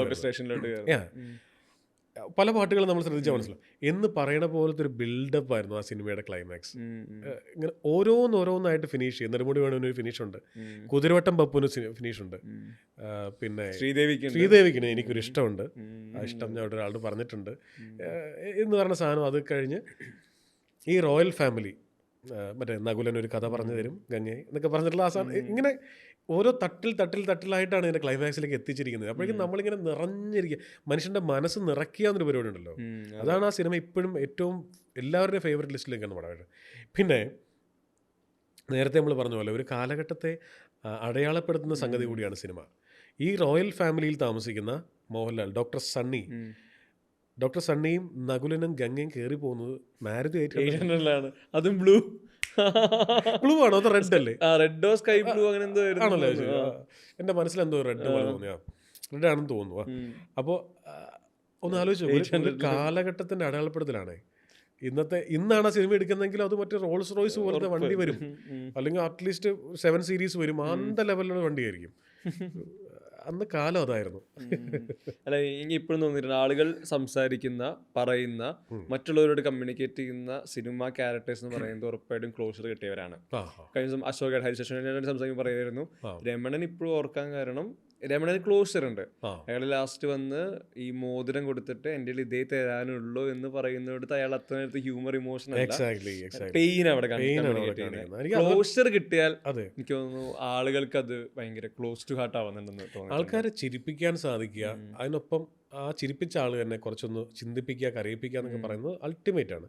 ഒപ്പം ഒരു ഫിലിം മേക്കർക്ക് സംബന്ധിച്ചിടത്തോളം നല്ല ക്രിയേറ്റീവ്സ് കൊടുക്കുക, എൻഗേജ്ഡ് ആക്കുക, എൻ്റർടൈൻ ചെയ്യുക. അതിൽ തന്നെ ചിരി എന്ന് പറയുന്ന എൻ്റർടൈൻമെൻറ്റ്, ഈ ചിരി കൊടുത്തവർക്കെല്ലാം സ്വർഗം കിട്ടുമെന്നാണ് ഞാൻ വിശ്വസിക്കുന്നത്. ബ്ലെസ്സിങ് ആയിരിക്കും മനുഷ്യരുടെ ബ്ലെസ്സിങ്. എനിക്കൊന്ന് ആ അർത്ഥത്തിലൊക്കെ എത്രയോ കയ്യടികൾ ഇപ്പോഴും നമ്മൾ ഈ റാഫി മെക്കാട്ടിന്മാരെയും കൂടെ പറയണം, കൊടുത്തുകൊണ്ടേയിരിക്കുകയാണ്. ഈ പറഞ്ഞ പഞ്ചാബിയോസ് ചിരിച്ച പോലെ നമ്മൾ ഒരു പടവും ചിരിച്ചിട്ടില്ല. ശരിയാ, കാര്യം ചിരി തുടങ്ങുന്ന സിദ്ദിഖ് ലാൽമാരുടെ സിനിമകളാണെങ്കിലും പഞ്ചാബി ഹൗസാണ് അൾട്ടിമേറ്റ്. ഞാൻ നോക്കിയിട്ട് ഇതുപോലെ നമ്മൾ ചിരിച്ചിട്ടില്ലല്ലോ. ഓരോ സംഗതിയിലും അച്ഛനെ കാണാൻ ആരൊക്കെ വന്നിരിക്കുന്നു, വന്നവരും ഫോണിലൊക്കെ വിളിച്ച് കാണിക്കാൻ ഞാനെന്താ അഭ്യാസം പഠിച്ച് കുരങ്ങാൻ പറ്റാണോ, ഓരോ ഡയലോഗും എഴുതി വെച്ചിരുന്നതാണ്. ഹാഫ് സ്കേർട്ട് ഇട്ട റബ്ബർ മരങ്ങളെ കാണുമ്പോൾ ശ്രദ്ധിച്ചിട്ടുണ്ടോ? ഹാഫ് സ്കേർട്ട് ഇട്ട റബ്ബർ മരങ്ങളെ. പിന്നെ അടുത്തത് ഭയങ്കര ഇൻട്രസ്റ്റിംഗ് സാധനം എൻ്റെ ജാഥയുടെയൊക്കെ ഉണ്ട്. ഇതെല്ലാം അതൊക്കെ വേറെ, അതൊക്കെ ഇഷ്ടം. നമ്മൾ സംസാരിച്ച് കഴിഞ്ഞതാണ്. ഈ NF വർഗീസിൻ്റെ അടുത്ത് വന്നിട്ട് ദിലീപേട്ടൻ പറയണം, അമ്മാവ കുട്ടിക്കാലം മുതലേ രേവു എനിക്കുള്ളതാണെന്ന് പറഞ്ഞല്ലേ അമ്മാവൻ ഞങ്ങളെ മോഹിപ്പിച്ചത്. അതൊക്കെ ശരിയാ, പക്ഷെ വളർന്ന് വലുതായി നീ ഇത്രയും വലിയ തല്ലിപ്പൊളിയാവുന്നു ഒന്നും ഞാൻ വിചാരിച്ചില്ല. പോക്കറ്റിൽ നിന്ന് 100 രൂപ എടുത്ത് പിടിച്ചോ, ഇനി വണ്ടിക്കൂലിക്ക് വേണ്ടി നീ തെണ്ടണ്ട.